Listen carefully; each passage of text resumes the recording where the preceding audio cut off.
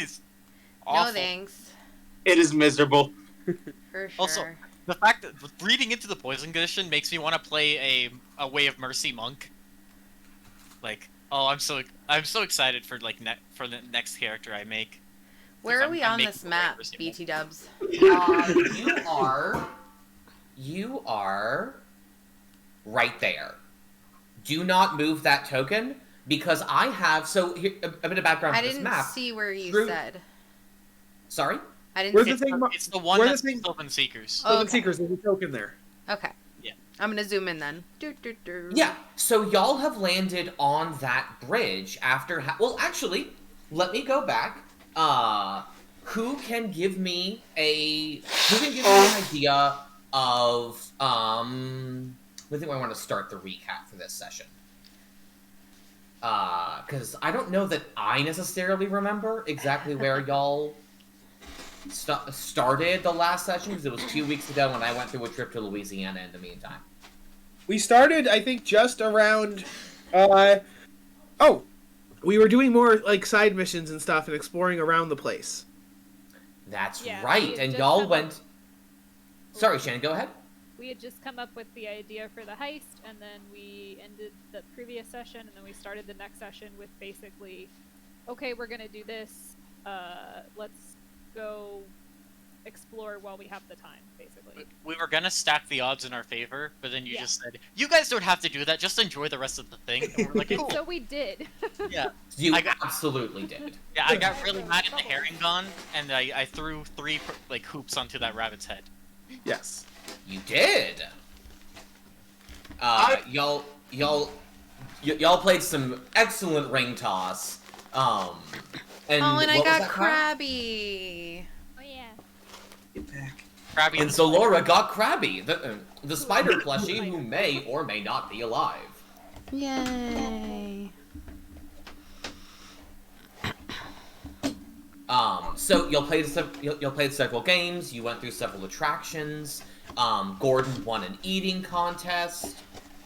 Cedric saw the mysterious woman he saw earlier in the game, but did not approach her because he doesn't like plot-relevant things. And y'all enacted a heist.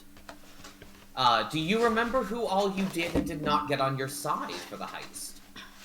I didn't get my mermaid friend. We got Candlekeep. Candlefoot. Candlekeep. The entire city of Candlekeep was on your side. That's right. Yay. We were never that persuasive.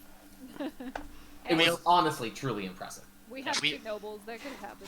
Yeah. What's the Durlagron? Yeah.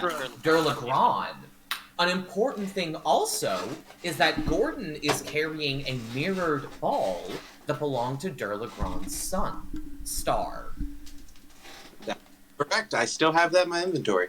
Well, yeah. You should. Alistair nearly died and was poisoned. Alistair did. Alistair, while riding the dragonfly, attempted to dive bomb the childlike, mysterious figure that had been seen in the mirrors of the Hall of Illusions. Unfortunately, she proved a powerful adversary indeed, and pulled him off the dragonfly and nearly killed him. You got booked. I'm just imagining if that was a crit, just the completely different way that would have ended that session. So, fun fact, that was a crit. Oh. Oh, yeah.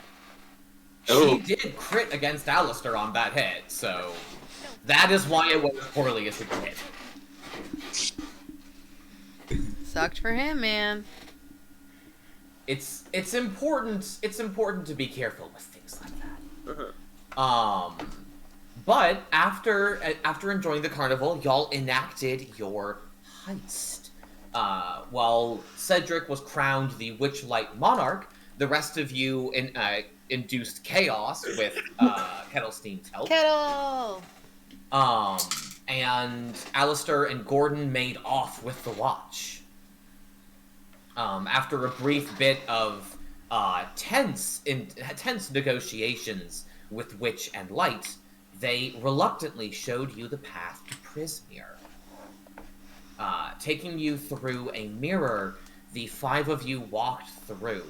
Though right at the end, Witch and Light stopped Cedric before he went through last, telling him to mind the rule of 3. Present, future, past. And to find the dormant alicorn. I'm sorry, to find the alicorn and free the dormant queen at last. And then you found yourselves traveling through space, through time, through matter itself, to land deep within the realm of Prismeer, within Hither. Though you don't know it as such yet.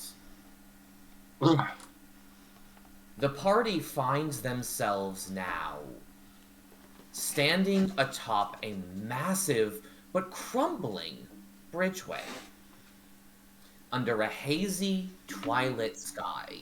The causeway is built from pale stones that glow ever so faintly from within, towering over the surrounding landscape, though large sections of it have crumbled away. I'm gonna move y'all just a hair over so you can see where the bridge has begun to crumble. Ooh. The parts that remain in place are separated by large gaps where portions have collapsed. A fog-shrouded swamp spreads out below you in all directions, and up from its murk wafts the smell of rotting plants. Also rising from the swamp is the music of nature, a discordant symphony of croaking frogs and singing birds. Currently, the party, a bit more mechanically, the party is standing on this causeway, which is about 20 feet wide and probably about 50 feet in both directions, in front and behind you, and about 100 feet over the swamp. The section you are on seems decently stable, though it doesn't lead anywhere anymore, even if once upon a time maybe it did. So with that information, what does the party do? I have a question. What do? direction are we facing when we're on the bridge when we come out of the portal? Initially, you are facing this direction. Okay. However, the entirety of the realm is available for you to look at. Okay. I just wasn't sure if we had, like, walked from this direction or if going down and to the left was a viable path, So, to the east of you, you see a wall of mist rising up as far as your eyes can see. It is thick and dense, and you don't see a way above it, nor around it. Oh, is it also right here where the bridge is, too? That is correct. Okay, cool. Oh, well. Seems like the only way is down. No, the only way is up. Only Down is one of up. you has the capability of moving up. Well, I mean, I could go check up if you guys need, but I'm more so if we're gonna continue, we need to get down to the swamp. Also, a bit of character details. Gordon, Yeah. when you get your bearings and look around, you feel a tugging. You feel some kind of not an urge necessarily, but you feel a piece of yourself here in this realm. Ooh. I don't think I need to tell you more details about that. Do I get a general feeling of what direction it's coming You from? have no idea where. You just know that it's here. Ooh. Okay. Get back, buddy. Alright, first things first, we need to get down. I have a way down.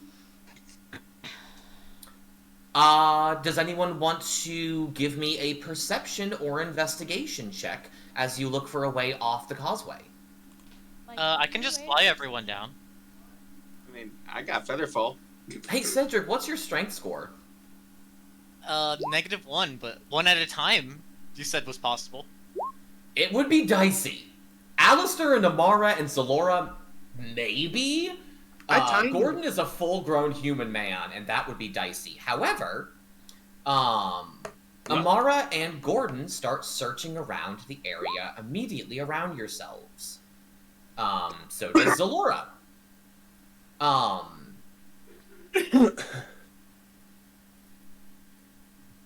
Amara and Zalora, the two of you are looking around, and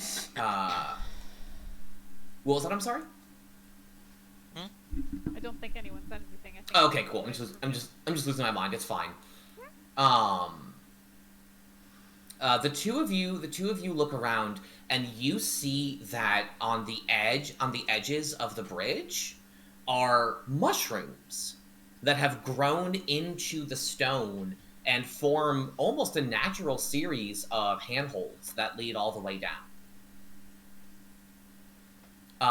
With an 18 on your investigation check, Gordon, you also see the mushrooms. But you also look up at that, and Alistair, your passive perception is 16. No, 15.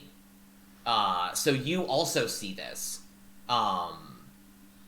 Did we rest Sorry. at all? No, not yet. Okay. You have not rested yet. Okay. The two of you also see something in the sky.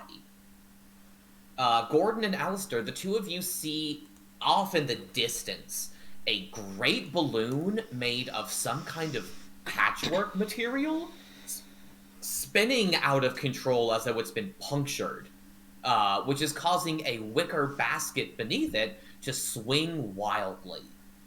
The balloon plunges out of sight, it plunges out of sight, disappearing into the fog, just about a mile away in this direction. Well, in case you need visual representation, this is on the map a fancy little balloon.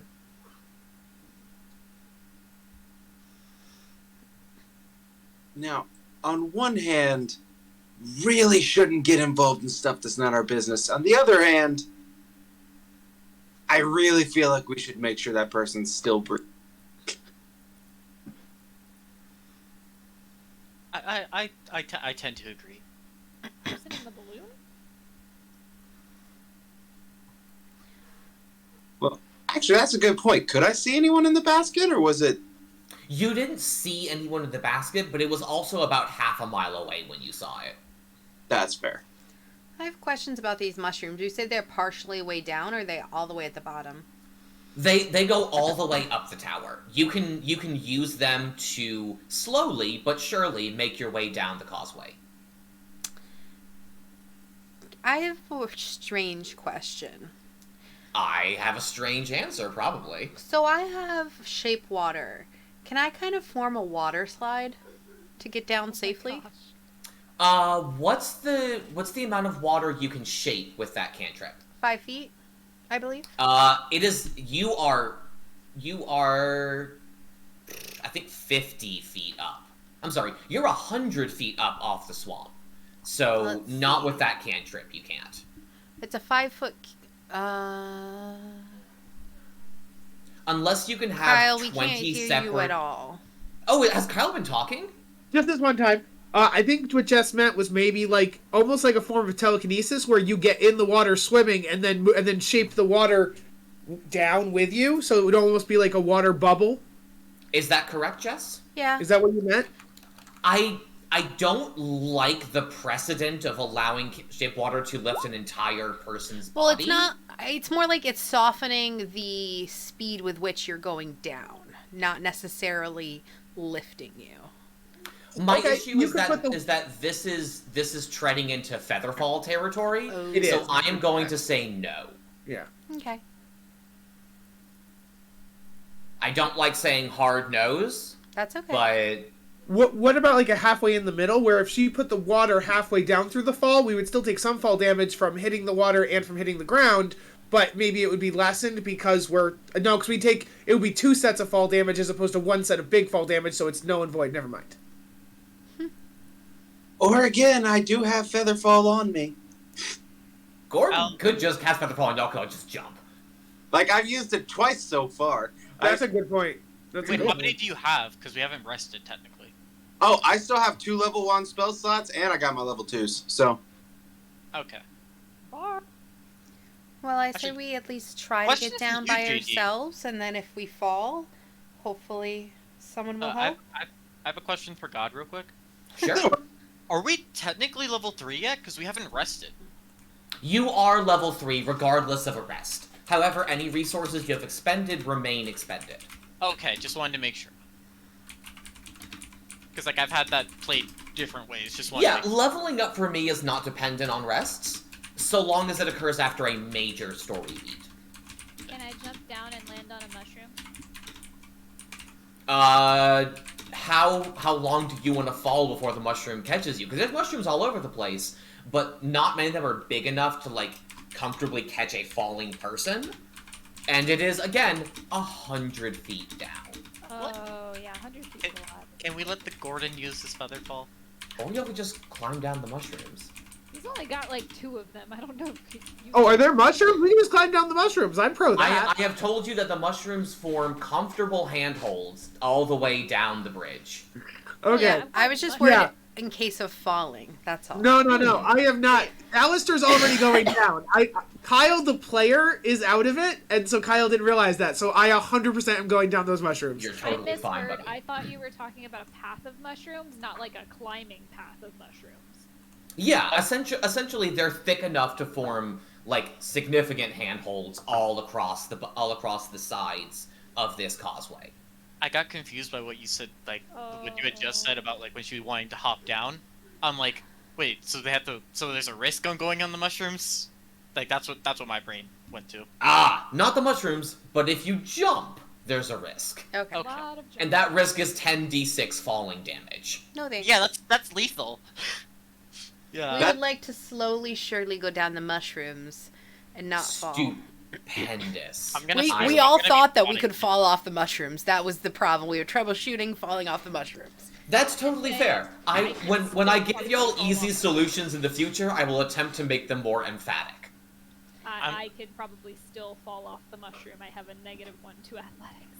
Well, Same. fortunately, the book doesn't want you to fall off the mushrooms. Oh, that's good. Because it specifically says no ability checks are required. Nice. In character, I'll be spotting them along the way. That's adorable. I love it. Alistair, you're a monk, so you can just, like, bound your way down these mushrooms. I'm pretty sure Alistair gets down first. Oh yeah. And the rest of the party follows behind. Zalora is Would not you be able to too climb a tree? good at athleticing her way down. Much better at swinging through the waves than she is from mushroom to mushroom, for sure. It's a very different beast. She flops on her belly to mushroom to mushroom. As you get down, you reach what you are hoping will be solid ground, and it's like 60% solid, because the ground you land on is a grove of sticky mud that squelches beneath your feet as you get down to the base. There is there's like just like an inch or two of water everywhere in this swamp. And as you get down, who are the first 2 to get down? I'm gonna be the last. I'm just gonna say that. You said I was one of them. Argue Gordon and Alistar. Yeah, that sounds about right to me. Gordon and Alistair, sorry, what was that, Gordon? Nothing, apparently. As the two of you get down to the base of the swamp, you both see this gigantic bird head pop up from the reeds that are surrounding you in the swamp, and it takes off into the sky. And this is a bird that, for us, is roughly the size of a jet plane. Fun.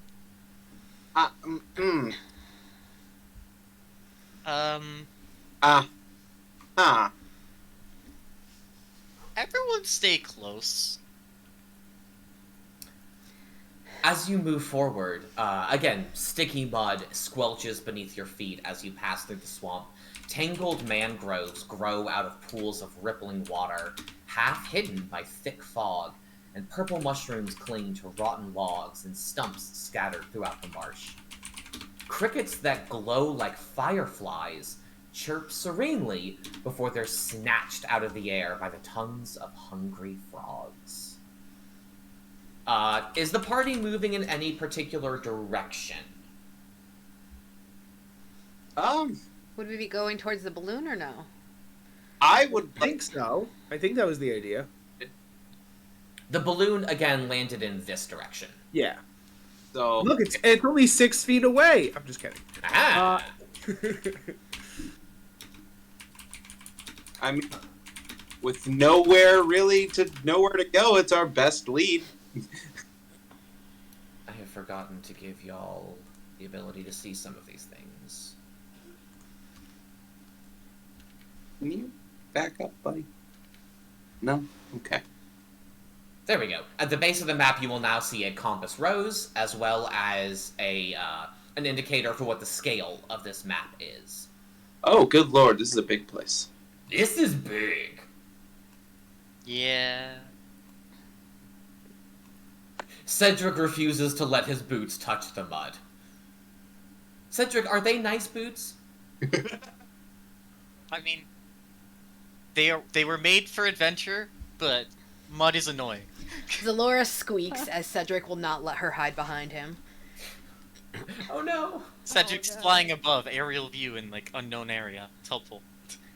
You're technically Zalora behind him, Zalora depending looks on up the- and then motions to the ground, and the ground in front of her turns the water into thin sheets of ice so that he could walk without dirtying his boots but still walk in front of her. And then she Oh like my God. shifts her eyebrows like, see? I think as we're walking, I would, when Zalora mentioned the idea of shape water, because I'm going to pretend like she said it in character, and so, Okay. Even though we decided as a group it wouldn't work for the plan, I just have an RP idea that only makes sense if she said it in character. But, no, I'll just ask instead. As we're walking, I would just want to say, Zalora, as a, underwater folk, do you have any control over water elements? Of course. I have many controls over the water and sea creatures. I can shape water to my will, as she does like a cute little water sculpture, an ice sculpture. She chills it in place, she heats it up, she sprays out of frost, she then playfully has it fly around your head, and then she kind of breathes a little bit of like water from her mouth, and you feel it sting as it heats up. Interesting. And I think I have something else. One moment. What else can I do? I could. Ooh. There's something else. She also says I can call the waves to me. Because I think of the elements I'm learning to use with my abilities, water's the only one I haven't really done much with. So I think I'd like to maybe study your water control, and then I could maybe get better with with the water element, because I have some of the other three already a little bit, but earth, air, and fire, I mean. Well, you do not control the water. You learn to predict its chaos. Think we You don't should shape the call water, it the water we're shapes in you. the Feywild, just saying. What'd you say? I don't think we should be calling any waves in the Feywild. We don't really know what kind of waves we're going to be getting, and I don't want swamp waves. Just saying. What I will say, Alistair, as you move through the swamp, the elements here feel malleable. Correct. The world here doesn't feel as solid, as stable as the world you came from. It feels a bit easier for you to move. Huh. Like it's almost waiting for your key to tell it what to do. Interesting.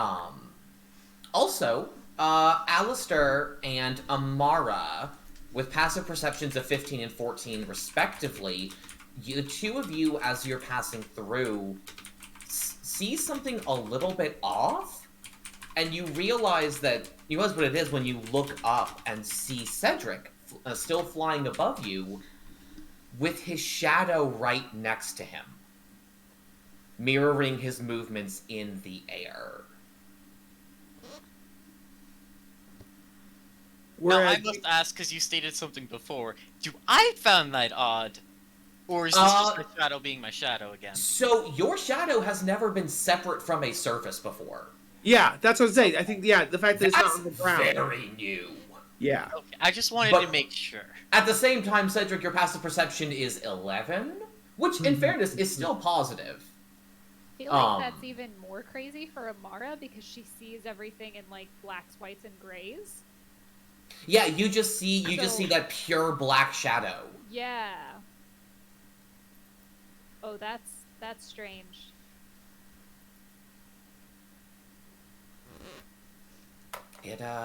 It's something. Yeah, I was just...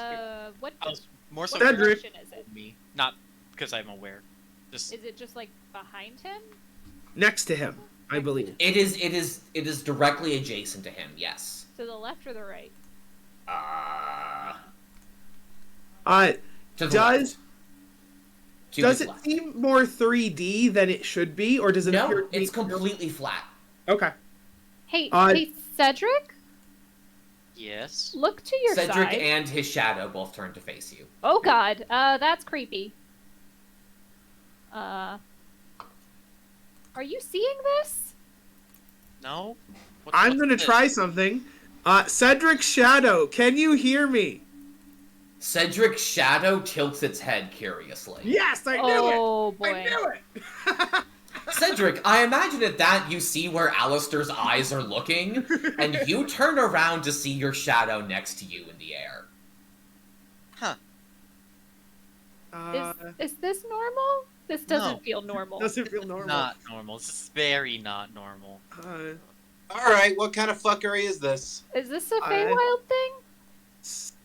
Cedric, can you come down here, please? Cedric's? Well, Plural? Cedric's plural, but Cedric, period, yes. Amara says, I've hardened the ground with ice so you can't get your boots dirty. Amara says. Oh, Amara, sorry. Zalora. Whoever I am today. Person says it. When Cedric comes down, I'm going to stick my hand out like I want to shake hands with the shadow. Cedric, do you land? Oh, yeah, sorry. I'll hover above the mud. I still want to be airborne just to be able to fly quickly. Okay. Cedric gets lower. His shadow stays level with him the whole time. Okay, I stick out my hand, not like I'm going to shake Cedric's hand, but like I want to shake the shadow's hand. The shadow does not respond to you when you do that. Okay. Want to poke the shadow. Amara, you move to touch Cedric's shadow, and it bends out of the way of your hand. You are unable to actually lay a finger on it. Well, that's just rude. Okay, I have an idea. What about square of what? God, let's see. I just labeled it square of water silk. So whatever that stuff was. Oh, your bolt of shadow stuff. Yes. Yeah. I forget what it actually was because I only knew it as... That's fine. When you say water silk, I know what you mean. Mm-hmm. Pretty sure the exact term was shadow stuff that you used. I might well have, but regardless, I knew what he meant. Yeah. So you take that out, Gordon? Yeah, I'd like to see if maybe it reacts to that. Cedric, do you react to it? No. The shadow doesn't either.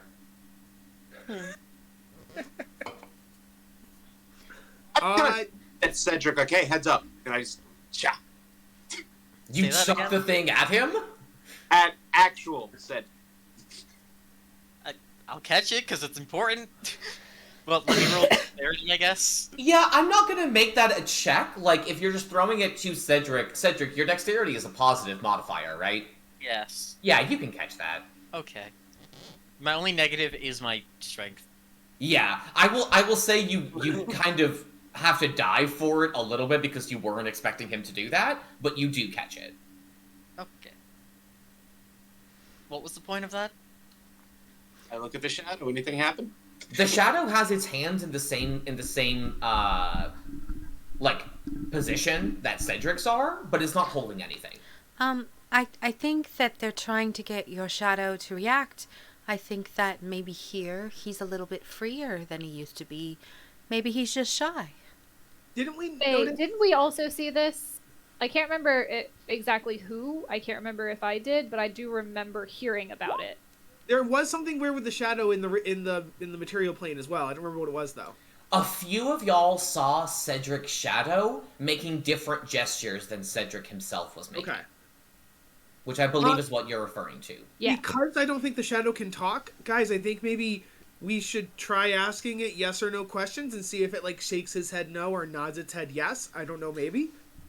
Cedric, you hear a voice in your head. And it sounds like your own thoughts, but just a little bit softer and just left of what your thoughts usually sound like. And it says, "This seems like a waste of time to me." Only Cedric hears that. Yeah.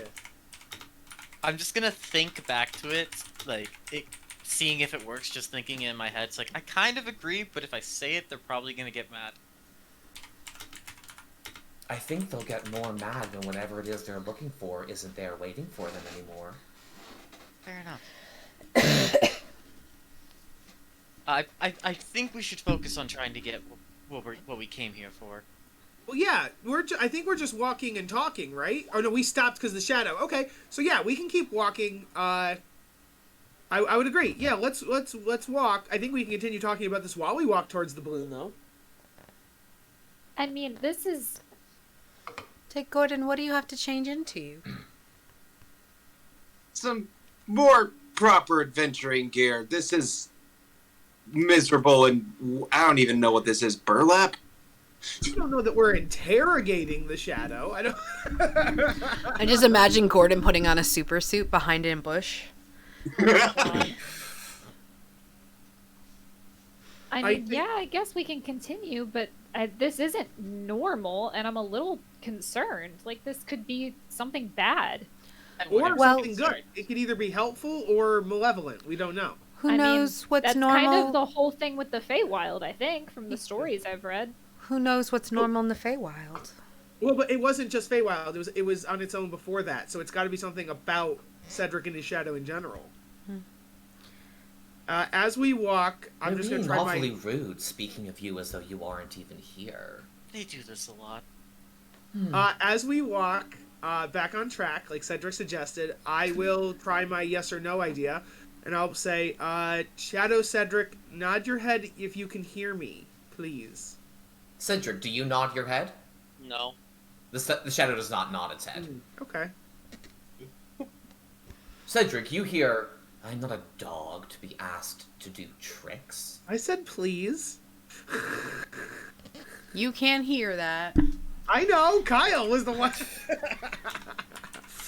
I have a question. As you go further into the swamp, the area is getting darker and thicker with mist. And those of you who don't have dark vision are finding it increasingly difficult to see. So I need to know, are any of y'all carrying any form of light on your on your person? Who in the party doesn't have Actually- dark vision, if I may ask? I don't, which is weird since I technically live in the ocean. That's what Curiously, I said to Water Joe, but Genasi nope. don't have dark vision. Strange. In the party, only Gordon and Cedric have dark vision. And Cedric has super dark vision. Cedric has super dark vision. Much to Joe's hatred. I mean, and not hatred, because it's hilarious that only he can see that far. That is fair. It's gonna be real fun when we go to some actual maps with some real dynamic lighting. I have a hooded lantern. Oh. Will you share your hooded lantern with me? Because I will not be able to see. Of course. Otherwise, I just have a torch. I think I So, Amara is shedding light. A hooded lantern, I believe, is 20 feet bright light, 20 feet low light. Is that right, Shannon? It is a bright light 30 feet, dim light for an additional 30 feet. 30 feet? Goodness.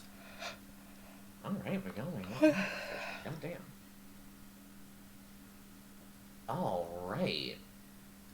So Amara has her hooded lantern. Does anyone else have any light on their person? I have it. You have what? I'm sorry, Gordon? I have a single lamp. And Zalora said something. I have a torch, but if she has a shielded lantern, I'd probably just let her use hers unless that ran out, and then I would switch and put mine on. Gotcha. It'll run out after 6 hours, but I do have another set of oil, I believe. Yeah. I got so two. I have about 12 hours. I also have torches, so if we need to, I can light that at some point later. I also have Cool, candles. cool. Just hold a candle and walk Ooh. around the Feywild. Yep. So walking. as you get further into the swamp, I'm going to cut off your discussions here because you mentioned you're continuing to move, and you start to hit this little river here. Which means that we are moving into our next map. Ooh. Zoomed in. You are up here at the top. Ooh. Very foggy. Indeed, very foggy. You pass through this copse of trees, and from the south, you hear several voices joined in a marching song.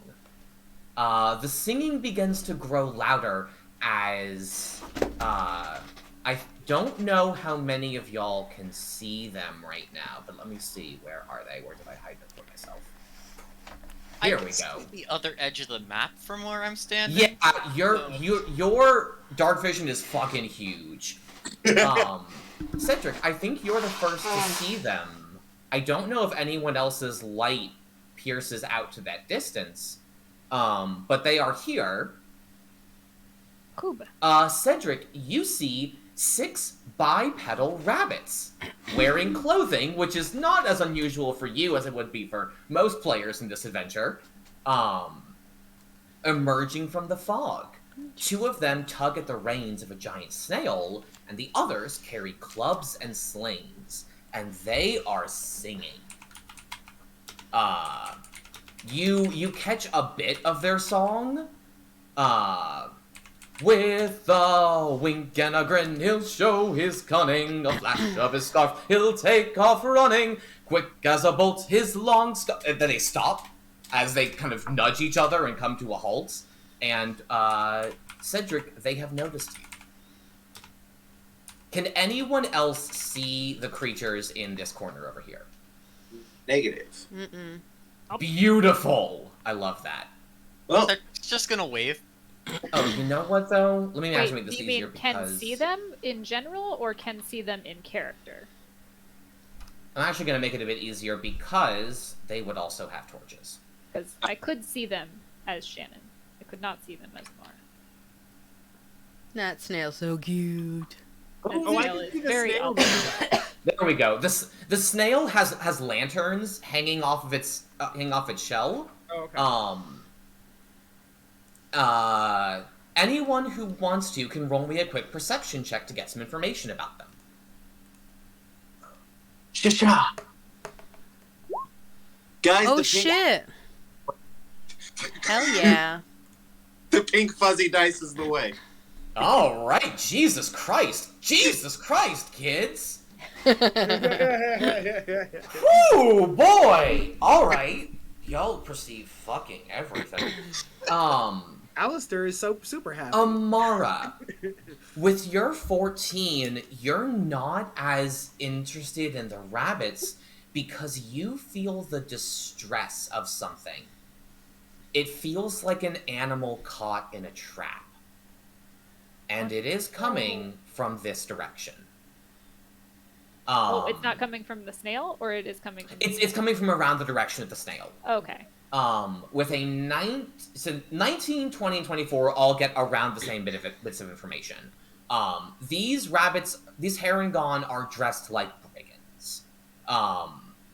They're singing about some kind of thief, and you see a collection of probably ill-gotten goods on the snail.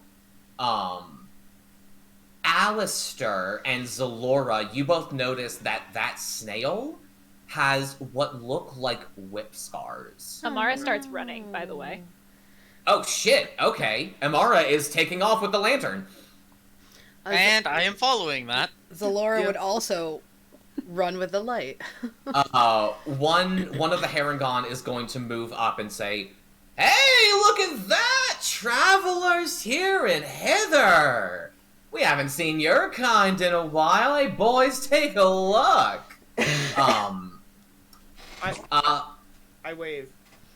I'm like, hi. You see one of them comes up and says, "Holy shit! Is that another Herringon?" Yeah. They all move up, and the two of them here force the snail up as well. And one of them says, "Well, I'll be damned. Welcome to Hither. Let me come give y'all a real welcome." I don't like this. What are you doing to that poor creature? I mean, it sounds like they were. It's like if that's a horse, they were just like pulling on the reins, kind of a thing. I mean, we do Not that. how you These do are that. beasts of burden. What's it to y'all? Farmers definitely like whip oxen and stuff. I feel like that definitely happens back home. As they get closer, Not happy. I ready in action to if they attack us to attack back. Can I ask a quick question? yeah, absolutely you can. Was just to the party, was our talk about who could see in the dark, was that in character or was that out of character? Because that is very important. Say that would be an in-character thing, honestly, because that would probably be the first thing we'd talk about is, oh Yeah, shit, I'm blind. Yeah, because I'd be like, oh my god, I can't see anything. Yeah. Yeah. I think that would be in character. Yeah. That makes sense. So it's common knowledge who does and does not have dark vision. Okay. Um, Oh, that didn't mean to press that yet. Oh one saw no. Oh no. So I'm gonna say also, Alistair, with your 24, you see that these three Herringon have clubs drawn, and you see that the one in front is has a club across her back, but she's also carrying what looks like a large gourd, maybe. And it's like slung over her shoulder, and she's walking up to you. With your nat 20 on perception, Zalora, you notice something specific on the snail. First of all, the snail is colossal. It's probably about 15 feet tall, and its shell is 10 feet tall. You see a cage hanging off the back with a small humanoid creature inside of it. Okay. The cage is an issue. And she's going to walk a bit further and say, "Hey there, folks. So I understand y'all are not from here, I assume? Yeah? No, definitely not. I've never seen Herringon really that much, except for my family that much. Well, heck, brother, it looks like you're in the right place." Would you even remember them? In the memory that I have, of the last like 20 years or whatever, I only know my family. Yes. You have been told what the species is, though. Yes. And she says, "Well, just so you know, this is a right proper Hither welcome, so this is a fucking robbery. So, hey, before y'all go crazy, just understand we do outnumber you, and if you start resisting, we are gonna have to beat your asses black and blue. Look. But don't worry, I'm not here to take none of your things." Then what's the robbery part? The robbery part is this. She holds up the gourd and says, "I'm gonna be taking one of y'all's memories." Oh, that already happened to me. That's already done. Like, I've already had that happen, so... Okay, well, another memory then. Don't worry. We'll find something, I promise. What happened with my held action? They haven't attacked yet. They've announced their intent to steal from you, but they have not attacked. You can... Sorry. If you want to launch into initiative right now, you can do so. you say you have us outnumbered, but I point over at Cedric and I'm like, his shadow may or may not be alive, so it would be 6 on 6. Why if would his you shadow's say that? alive. Why would you say that? Shit, a whole living shadow, huh? I'm just saying that would put it 6 on 6, so then you don't have us outnumbered. I'm gonna hold an action. Taking Cedric, your shadow says, do you think he knows that I'm not actually a separate being? He doesn't know a lot. Okay, that's unfortunate, because he's making checks his mouth can't cash. He's gonna pull out her bow. Whoa, kids.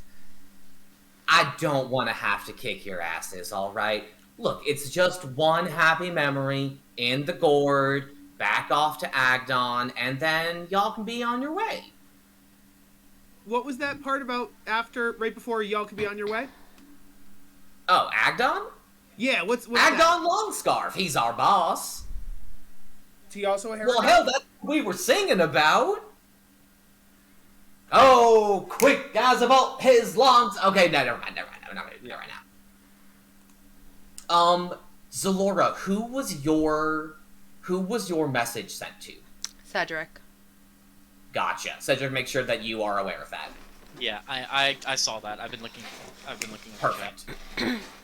So, just going off the vibe here, we're not about to like just let these punks step on us, right? Amara, do you look like you're about to shoot them? Oh, that's a good question. At the thought of Alistair losing more memories, he's definitely got his dukes up. I'm definitely ready to punch some people. I'm gonna use my hold action. Does Amara look attacks? like she's Yes, gonna Amara's shoot them? attacked. All right, folks, let's roll some fucking initiative. I'm gonna use my hold action here. What is your held action? You did not tell me what the trigger was. I was waiting to see if someone attacked. I should have told you that. My mistake. Okay, so let's do this. Yeah. We're gonna roll initiative. When the first person attacks, you can then use your held action as a reaction. Cool. 21. 9. Oof. Oh. Love That's that. fine. That means you'll get your reaction back pretty easily. Pink fuzzy dice, let's go! Amara with that 19. Oh my No. god, Oh I really god, hope that I actually sucks. get this. Oh, Would I be didn't so token. phonetically appropriate. Alistair got a 14. I got a 5. Everyone else Oh. got their initiative on there, which is good. Oh, I love this so much. That's so thematically appropriate. Love that no one's gonna attack. Like, this won't be a combat thing. First encounter in the Feywild. So here's the thing. There are a lot of ways around this that don't involve combat, but y'all didn't go for any of them. Oh, they pissed me off. Isn't the only option they steal a memory from us? I feel Okay, like. but first off, I literally have a thing in my backstory about traps. Yeah, oh, I know. Oh, I know. All right, Amara, you are in fact absolutely the first to act. Fucking right I am. You Why have you your guys- bow. Sorry, Alistair. What? No, when you're talking about backstories, I was gonna say my entire backstory is lost memories, so this is very Yeah, much plays sure. into. You have your bow in hand and an arrow drawn before the Herringbone even finishes speaking, and she goes, "Whoa, that was fast." Amara, that's a 25, but I don't know who you're attacking. Probably the one talking. Okay, I'm gonna tell you a thing that won't surprise you. A 25 hits. Yeah. Damage. So roll me some damage if you would be so kind. I love it. Oof. Amara, you loose an arrow and it grazes her side and she goes, "Ah, shit!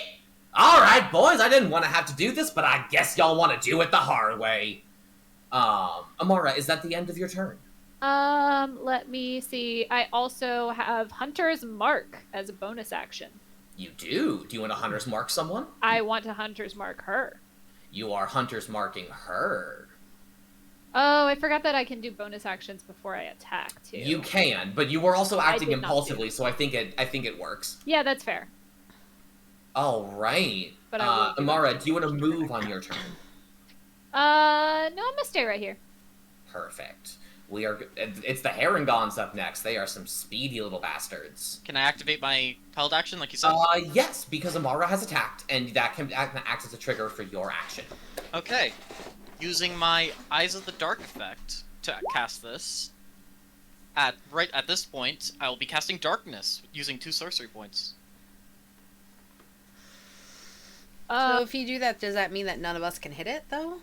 That means that Cedric can see through it. So, Cedric, I am going to ask you... Where is Hold up. this? So I had that. And I would like to mark her as a favorite enemy. Or technically, I guess, Herringbones? Which is an interesting party choice. Yeah, so you mark her as your favorite foe. Yeah. Cedric... I think I can increase the damage for that turn. You would have had to do that first. It says including when you mark it. Oh, you're absolutely right. So yeah, you can pop an extra 1d4 on that damage. 1. Jesus. Alright, Hey, cool. you know what? Every little bit. It does. Cedric, you should be able that you to... just hate all Herringbones now. What's that about? It's only for this fight. Yeah. It's popping out there? Yes. Fantastic. 15 Darkness, foot I believe, is a 20-foot radius or 15-foot? 15-foot radius. 15-foot Ooh. radius of darkness. So all of the enemies. All right, Amara lets loose her arrow. The Herringbone yells, "Ah, god damn it! What the fuck?" And Cedric, you reach out your hand. What does it look like as you do this?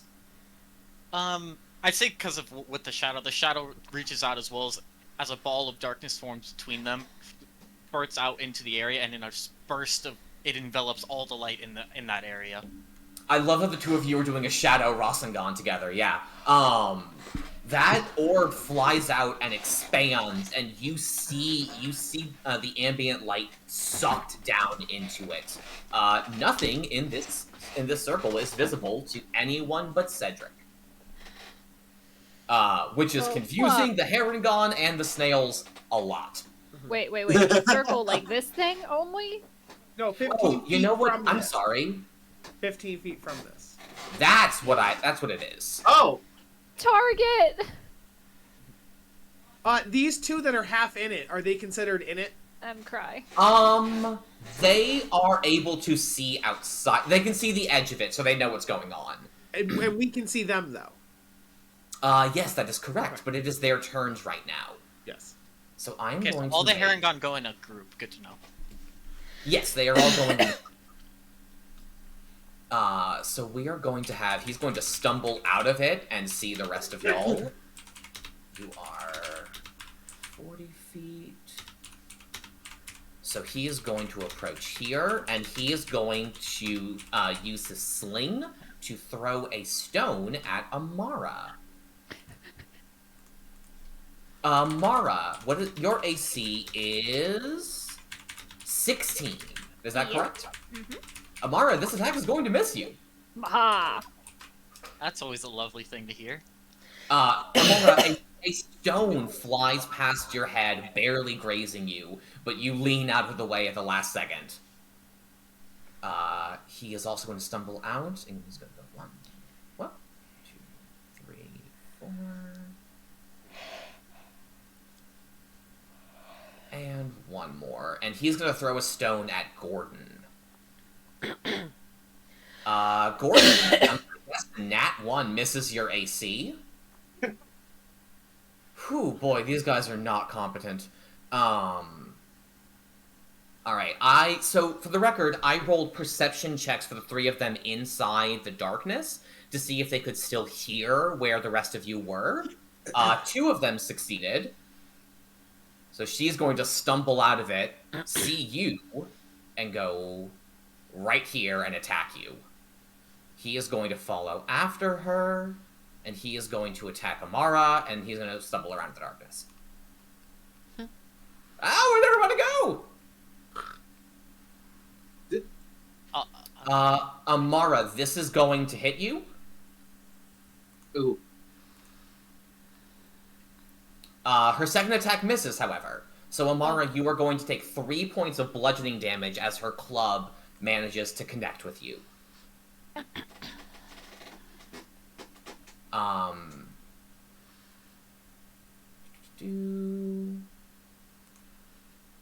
And then this one is also going to attack. And Amara, as that Herringon leader attacks you with her club, she ducks down, and right as she ducks, you see a rock sailing over her head, straight into the middle of your chest. Take another 6 points of bludgeoning damage for me. Ooh. Okay. Now it is the snail's turn, and the snail goes.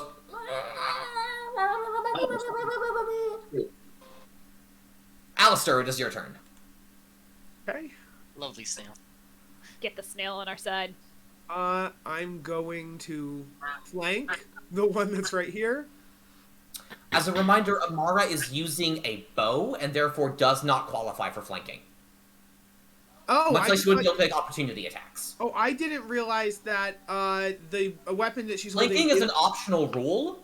This is Yeah. an extra. This is an extra point that I'm adding to it.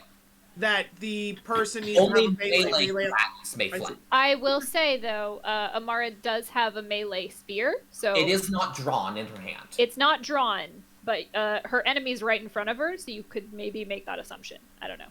No, according to JD, I can't. Is that right? No, if I but go That I'm is not. correct. I'm not saying it would count as the flank, but like if you wanted to stay there and Okay. assume that next turn I might pull it out, you could. what's the Laura holding? What's the Laura? She's like a sorcerer, right? So she wouldn't be melee. Okay, never mind. Oh, cool. Everybody here is a spellcaster for the most part. I will never get flanking. So... I will tell you, a spellcaster with the Warcaster feat would qualify for flanking. Okay. Yeah, I guess. Let me think then. Okay, so I guess on the off chance that Amara pulls it out later, I will go here and attack without advantage. Ah, heck. All right, so I should have thought that one through a bit better, huh? Actually, talking is technically a free action. We could have made that side plan very quickly. Are you saying Amara would have stowed her bow at the end of her turn and pulled out her spear? I don't know if I'm allowed. Before the Herringon approached. I don't know if I'm allowed to stow the bow because it was gonna probably happen next turn if I did, because I couldn't remember the rules for like changing weapons. Let's leave it as is for now and keep the battle moving. Yeah. all right, so I'm going to attempt to stabby. I think With you a mean monk punchy weapon? punchy. No, I have a monk weapon. Oh, stabby, all right. Yes. Because I wanted a punchy, but then I realized I'd rather do a D6 over or a D8 over a D4. And so... Amazing. 14? 14 is gonna hit. Okay.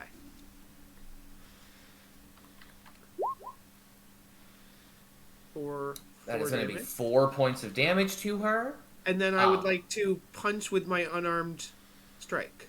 as a bonus action. Oh! So 13. I'm getting lower. A 13 is not going to hit. Okay. It's 14, guys! Their AC is all 14. That's my turn. All right. Alistair moves in. Your spear catches her in the side, and you actually draw some more blood on that same wound that Amara hit earlier. And she grabs her side and goes, "Ah, damn it! Why'd y'all have to make this so hard?" Cedric, what is happening on your turn? I just like to confirm I am still flying above the players, correct? That is correct. I believe you were hovering just above the floor, but you can go higher up if you want.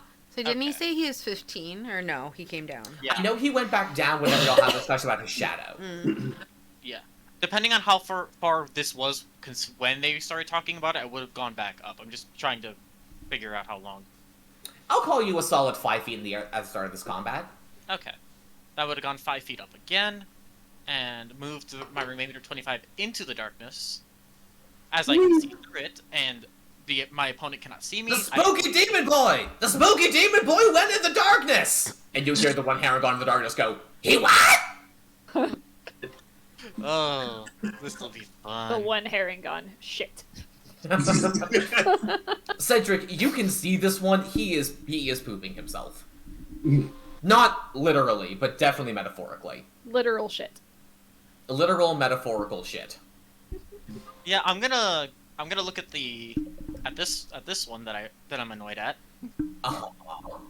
and then I'm gonna use Chill Touch.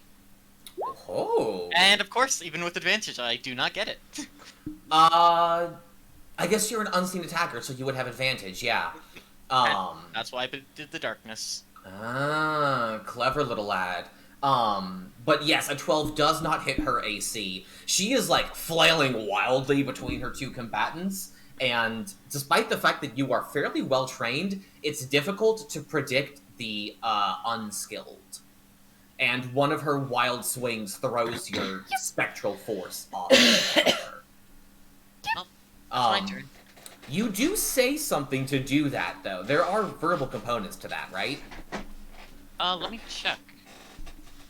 I believe there is, but... Yeah, verbal somatic. Yes, indeed.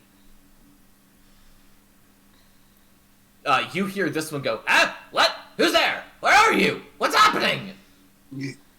Zalora, that is going to be your turn. That is me. 10 feet above the ground is nice, though. Zalora's eyes crackle and go dark, and she's like, "You dare to touch us!" And she is going to attack this one. And she is going to use Chaos Bolt. Dun, dun, dun, dun, dun. Zalora, you feel a deep satisfaction as you call upon the wellspring of your magic to strike this brigand. Holy shit. Okay, yeah. Deep satisfaction. 21 super hits. Oh, And a giant thunder wave just comes out, but it almost looks like the air turns into the ocean and... You do 13... You do 19 thunder damage? Yeah. Holy shit. Zalora, you call upon this deep bolt of ocean thunder that crashes down like the mightiest wave on this Herringon, and it slams him backwards. That Herringon is just done. And I look at her and say, "You will be next for touching my companions." Zalora, It's like she completely became a different person. Zalora, give me an intimidate check with advantage. Me stew.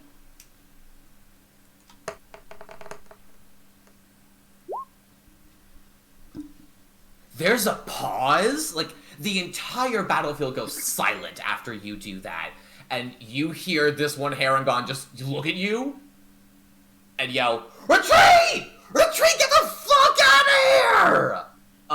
They are all trying to run away now. Gordon, what are you doing on your turn? As my bonus action, I'm sorry, yes. I just want to send, probably Gordon a message. I'll send the same message that there's someone trapped in a cage on that snail. Gotcha.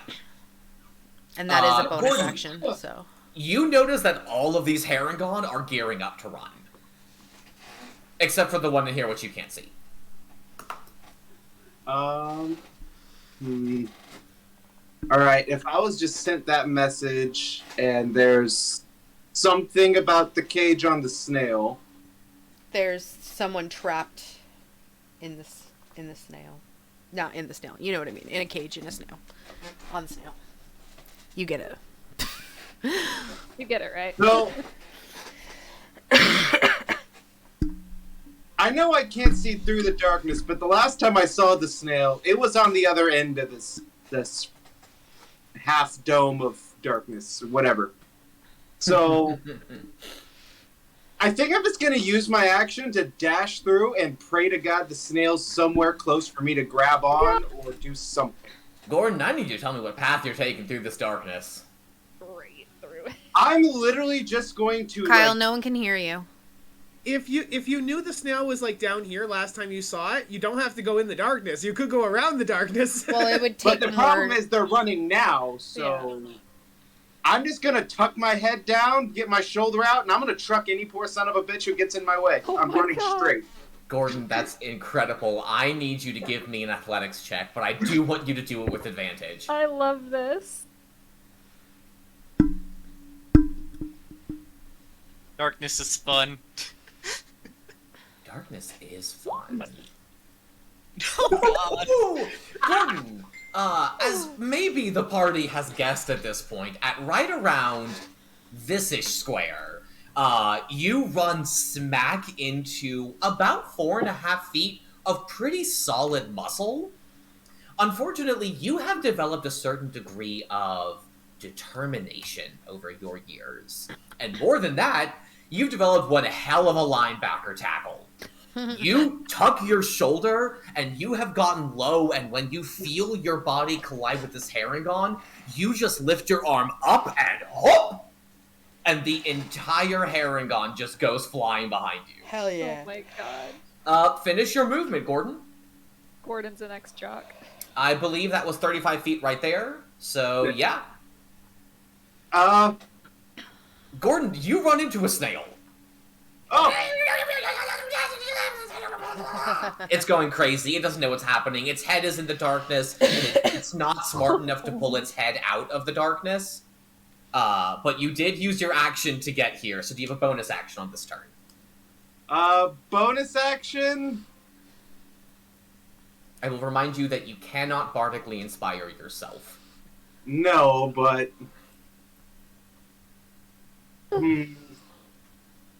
Inspire the snail. If... I swear to God, if that could actually calm it down, I'd do it in a heartbeat.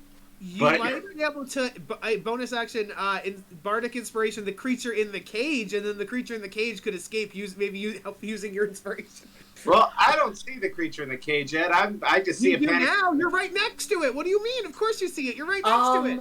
The snail is currently thrashing. Gordon, go ahead and roll me a luck check to see if you end up on the same side as the cage. Okay, I can do that for you. Good old D20. Pink fuzzy dice! That is a 17. The pink fuzzy dice of gods. I am going... If you do me a favor, Gordon, you are going to go into the information tab. Oh dear. Okay. I'm going to tell you where to find this.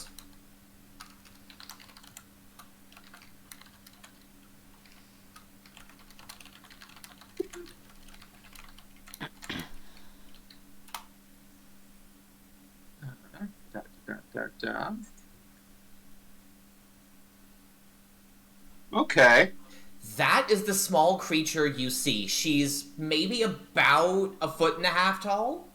And she is hunched over in the fetal position in the cage. The Herringon are still screaming with fear. I severely doubt I can at all climb up or anything else this turn. Not as a bonus action, no. And you use all your movement to get there. Yeah. So we're gonna go ahead and move away from Gordon with your blessing. Yeah, because I don't think I can even healing word because I can't see anybody else. So Say, No, JD, you certainly cannot. I think that after reading that Chaos Bolt spell, that something's up with the D&D Beyond thing. It's saying that it's 2d8 plus 6, but if you read further down, it says that one of those d8 determines the type. So I don't think it was... I think it was calculating 2d8s as part of my damage. It should be 1d8 and 1d6. It says 2d8 plus 1d6. I understand. But if you read No, Jess. In the description of the spell, it says, on a hit, the target takes 2d8 plus 1d6 damage.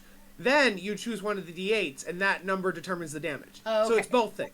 Okay. Oh, so I've been reading this wrong the entire So time. it could have been lightning or thunder damage. Your choice. Yes. Yes. All right, I just wanted to But make sure I was being truthful, because I was a little confused. Yeah, No, if you roll- it looks like you still did it right, but thank you for checking, Jess. I appreciate that. Jessica, it's better. If you roll the same number on both d8s, you can attack multiple targets with it. Nice. So, Gordon, is that the end of your turn? Yeah, I can't do anything else, unfortunately. I need We're to gonna see. loop back around to Miss Amara. Amara, the Herringon bandits are gearing up to go. Is this one also? Or is Correct. she- She's the one who called for the retreat in the first place. Okay. I was gonna drop my bow and pull out my spear. I can't see anything happening back here, right? Not Can't past really- the darkness, no. Okay. The darkness is a solid wall for you. Okay. Everything's a solid wall for me. Okay, then I'm just gonna pull that out and hit her with my spear. You can absolutely do that. With advantage! With advantage. With Your bow advantage. does end up in the mud, though. That's fine. As long as it's not quicksand or something, that'd be gross. Oh wait, how do I roll with advantage on this thing? Shift? Yeah, there we go.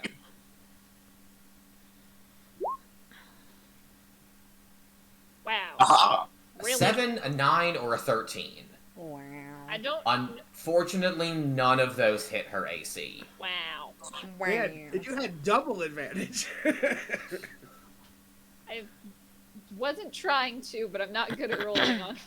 It's fine. You're doing your best, and I respect you for it. Is that Amara? Do you want to do anything else on your turn? Don't know that I can.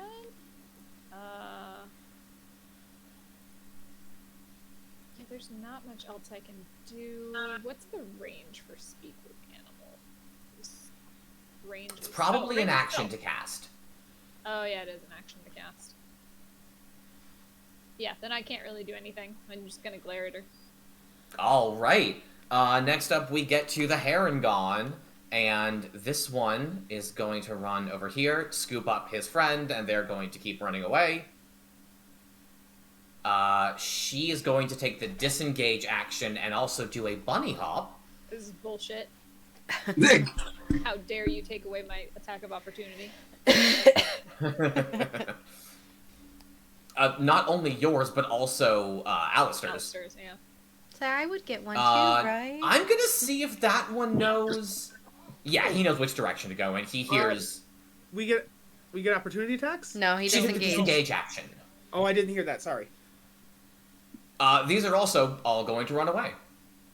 Ahead of their leader. Here's the question. Does anyone in the party want to give chase to the Herringon, or do you let them escape?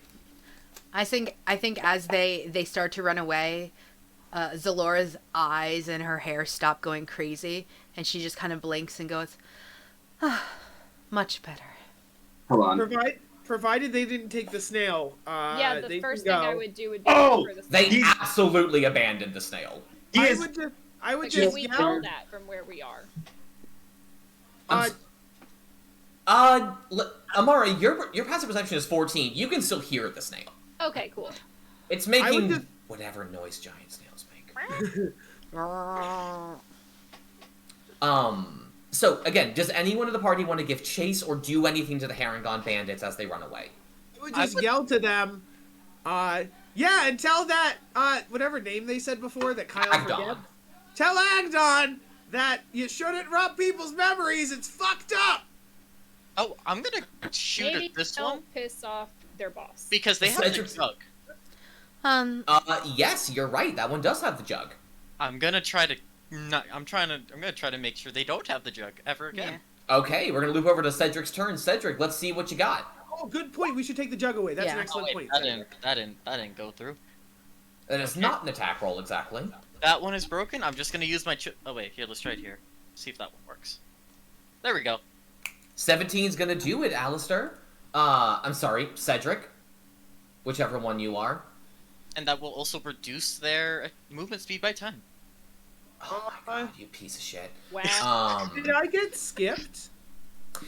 You did not say you were doing anything to chase them. So I moved to Cedric, who did say he was doing something to chase them. I see. I'm gonna say I didn't realize that they had that thing. I knew they had it, I didn't think So of it. Yeah, I that's will fair. definitely, if I see him attacking him, then I would help. So here's the thing. As this Herringon runs away, the three of you see a bolt of like blue rime shoot out of the cloud of darkness, land squarely in this Herringon's back, and as the rime covers her body, she just collapses on the ground.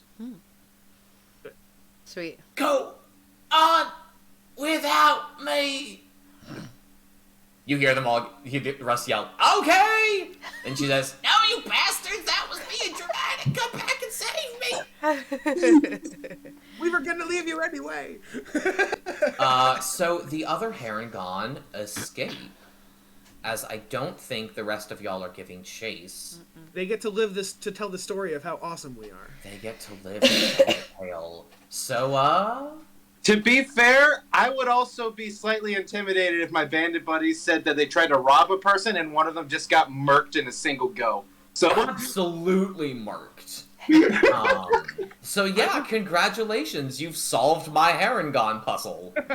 Oh, was it a puzzle? We just murdered It wasn't really much of a puzzle. You just murdered a bunny. Supposed to be a puzzle. I would look around and be like, hey, I hope this isn't indicative of the rest of the Herringon we'll find over here. So Laura would kind of tilt her head and be like, I would be a bit afraid that that jug may have had something to do with your memory loss, yeah? Hey, Gordon. yes. Give me a dexterity saving throw. Oh, Oh, slightly worried. you're gonna get trampled by a snail. That's a thing. Gordon, on a 13, you were able to avoid the snail's wild flailing. It doesn't really know what's going on or what's happening. We are going to go ahead and get out of initiative order now, as I'm going to ask Gordon to do something with this giant snail. Oh, yay.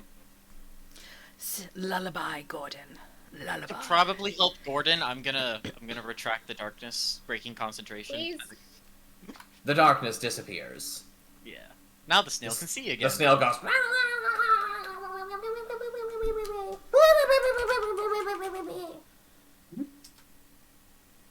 Gordon, what are you doing to calm it down? The first thing I can think of would probably be helping my dad out at his farm, so I'm going to try to calm him like I would a slightly upset cattle. Fantastic. Gordon, you attempt to use your years of cow experience to calm down a giant snail. In fairness, a cow is probably the closest animal any of y'all have seen to a snail of this size. Except for Alistair with the giant snails at the carnival. Gordon, go ahead and give me an animal handling check. Flat 0. What could go wrong? Fucking nothing! What? Gordon, you manage to get a hold of the reins, and you run your hand down the side of the snail's The uncomfortably slimy snail. But the snail does actually calm down at your touch as you whisper to it soothingly, and it slows down, and it, like, retracts part of its weird phalanges into its shell, and it goes... Kind of reminds me of a Murloc from World of Warcraft. Murloc.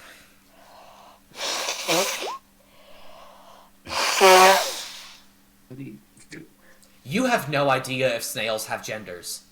I have no idea. Um... And I'm not going to check. Though I will tell you, on a 19, this snail feels an awful lot like an old Bessie. Ironic. So, what is the party doing with it now? I would immediately go to the cage that's on it, the snail's back. And like to investigate what's on that in that cage. Fantastic. Amara, I see you also approached.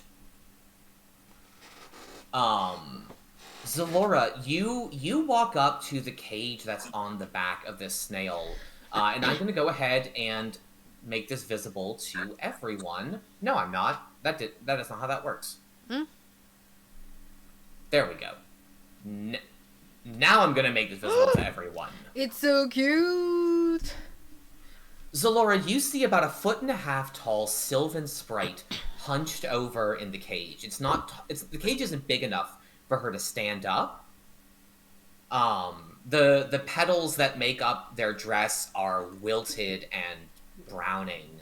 And she looks up at you and Zalora, do you speak Sylvan? Let me double check. As a matter of fact, I do. Oh shit! So Zalora, she opens her mouth and says something in a lilting language. and you understand it to mean, "Who are you? What happened?" I would say quietly, hello, my name is Zalora. I come from another realm, and we saw that you were in a cage, and, well, we wanted to help. Can we help you out? Yes, please. There should be a key somewhere. Would it be on one of your captors or on the snail, you think? I don't know. Zalora, this sprite seems tired, drained in a way. We're gonna look for the key, but do you need a bit of water? I just need to rest. Okay, I look to Cedric and I'm like, Cedric, this little sprite is trapped. We need a key. She said there's a key somewhere. Or I guess Gordon, because he's closest. Cedric is lost in the mist, I guess. Well, Cedric just is getting so this happens money that he shot. I have a universal key. You have a what? You have what? Works on any lock. Let's Ah. go. You gotta be careful because there's a literal item called like a universal key that so. I think there is, and it Guys, if like, I works... got one at level 3, then I'd be way Well, more that's why braggy. we were all confused. We're like, you built your character wrong, buddy. Fuck, I did.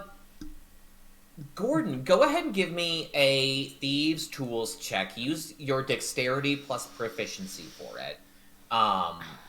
Amara, Cedric, and Alistair, what are you three doing right now? Cedric's currently gathering the jar and anything else of note from the Herringbones he shot down. Cedric, give me an investigation check. Okay. Amara and Alistair. 16, not bad. Well, I can't really do much because they're speaking in Sylvan, which I don't speak. I speak Sylvan. What are we doing? Pay attention, Kylie. Yeah, I can't. What are we doing? I know. It's fine. Zalora and Gordon are speaking with the sprite that was trapped in the cage. Cedric is investigating the Herringon, who he shot down.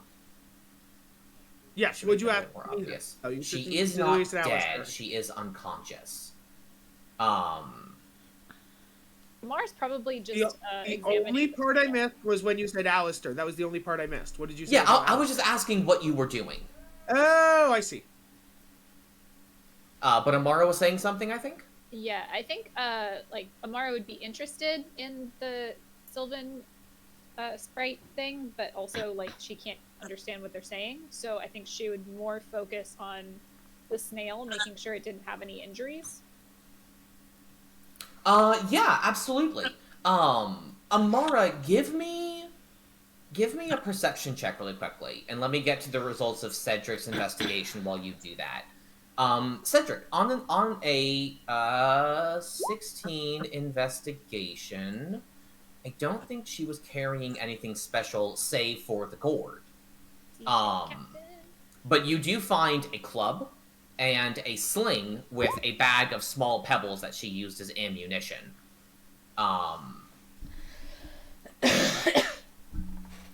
However, you also pull a stoppered gourd, which is probably about the length of a forearm. The gourd has a golden knob at the top of it, which also seems... I'm sorry, it has a golden knob at the bottom of it, and then it has a stopper at the top of it, as if it were holding wine or other liquid. Okay, then. Gordon, with an 18, you absolutely pop that lock. Woohoo. You pop it and unlock it. Just kind of takes a bow. Zalora would gently take her out and like... She is, like, collapsing. You get the impression of a flower that is wilting. Can I do a nature or medicine check to see what I can do to help her? Give me either. Amara, with your 6 perception, you go to investigate the snail, but something is nagging at the back of your mind. It feels like you're in pain. Like there's this phantom pain at the back of your head. Can I do a medicine check instead, then? You can either give me a medicine or an insight check. Okay. With an 8 on a medicine check, Zalora, you're not sure what's happening. Yeah, I would say she's body fading, is Gordon. unfamiliar. Can you help?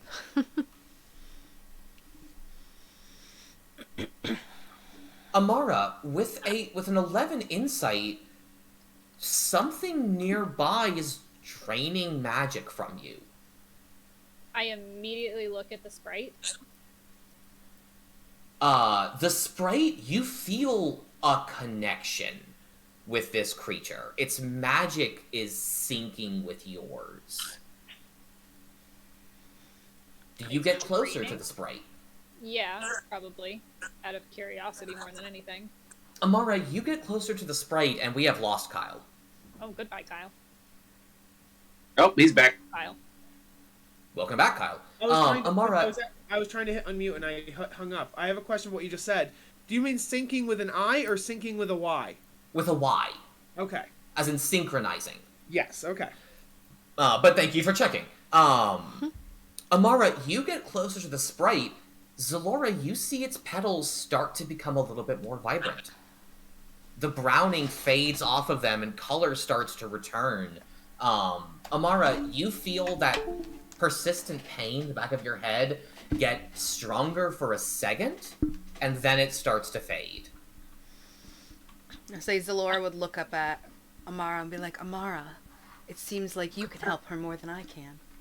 And she kind of goes to put her in Amara's hands. I can't understand her. How can I help her? The creature the little sprite looks up at you, Amara. Amara, what is your native language? What was the first one you learned to speak? Probably common, because all of her family are human. Okay. The sprite looks up at you and says, in common, suddenly, how are you doing this? I'm not sure what you mean, doing what? The sprite stands up kind of shakily, and you see a pair of wings, like glossy butterfly wings, flit out from her back, and slowly lift her up into the air in front of you. And she says, I haven't been strong enough to fly for days. What language am I speaking? Who are you? Currently common, although a second ago you were speaking, I think that was Sylvan? I only know it by Elven. I was speaking the language of the Fae. But now, she flits over to you and places one of her incredibly small hands gently on your cheek. And she says, what a strange being you are. I feel nature's touch on you. Amara, as she touches you, you feel a tingling on your face. Zalora, you see this as the image of a flower blooms on Amara's cheek and fades when the fairy draws her hand away.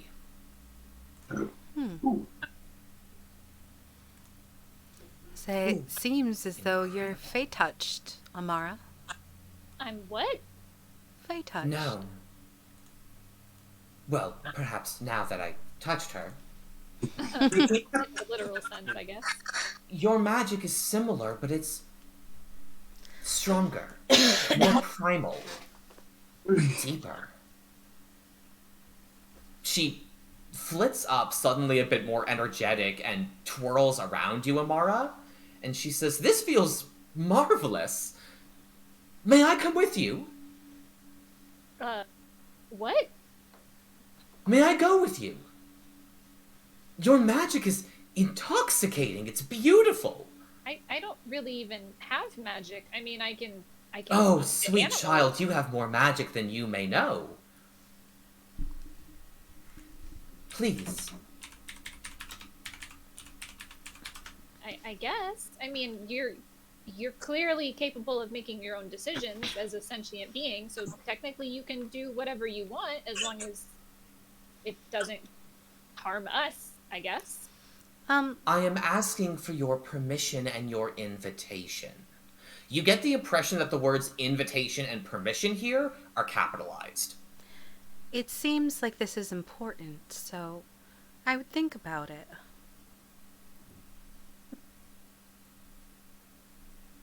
And It seems though when she's separated she gets weak, so saying no might be detrimental to her health. I mean, of course, you're free to stay here as long as you like.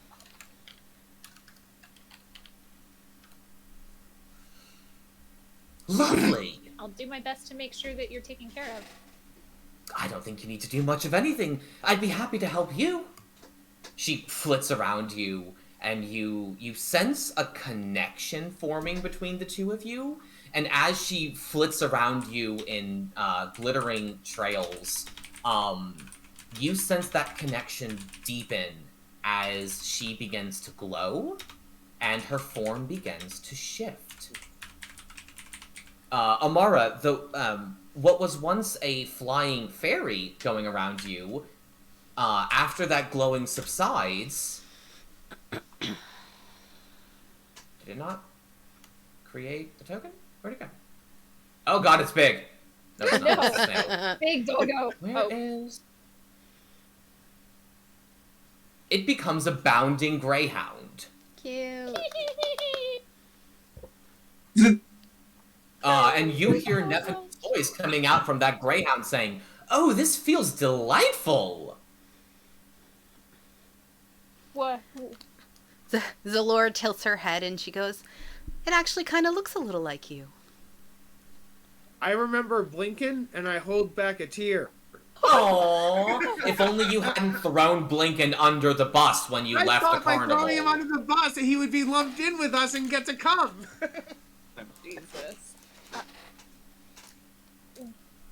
You didn't have to change form to stay with us. I don't know that it was entirely my choice, though I quite like it. Ooh, these paws are strong. She, starts kicking at the ground. Is there a reason you look like one of my family's dogs? That probably is more of a question for you than for me. The shape of things in the shape of things here in Prismere are mutable. And your magic shaped me into this. I imagine with practice I could take different forms, but I quite like this one. Ooh, I'm fast! Ooh! Ha! I like this. Huh. I don't think I got your name earlier. Oh, I'm so sorry. I'm Nephany. That's very pretty. I'm Amara. Amara, I look forward to a long and prosperous partnership. What was...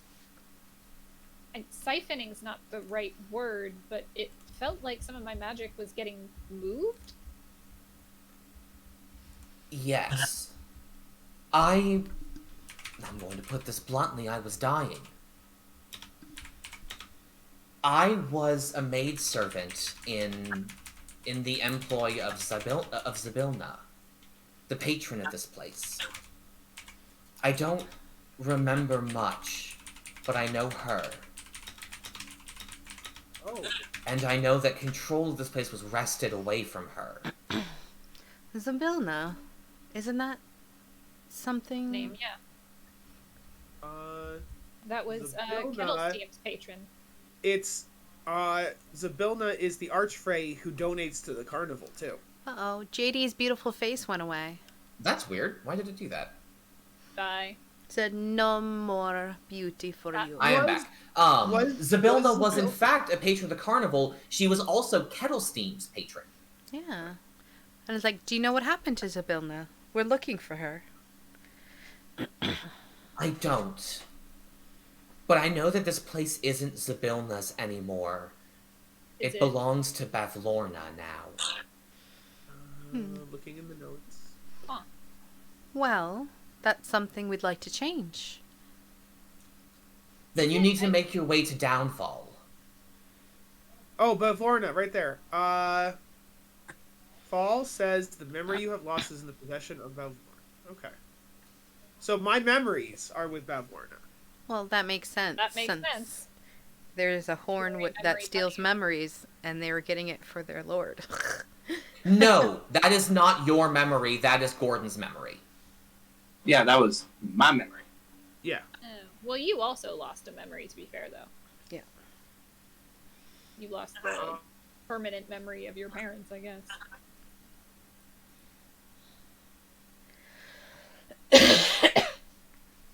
So that memory and that was Gordon's. So that is why Gordon felt the thing of his here in this place. Okay. Is Gordon in view of everyone yet?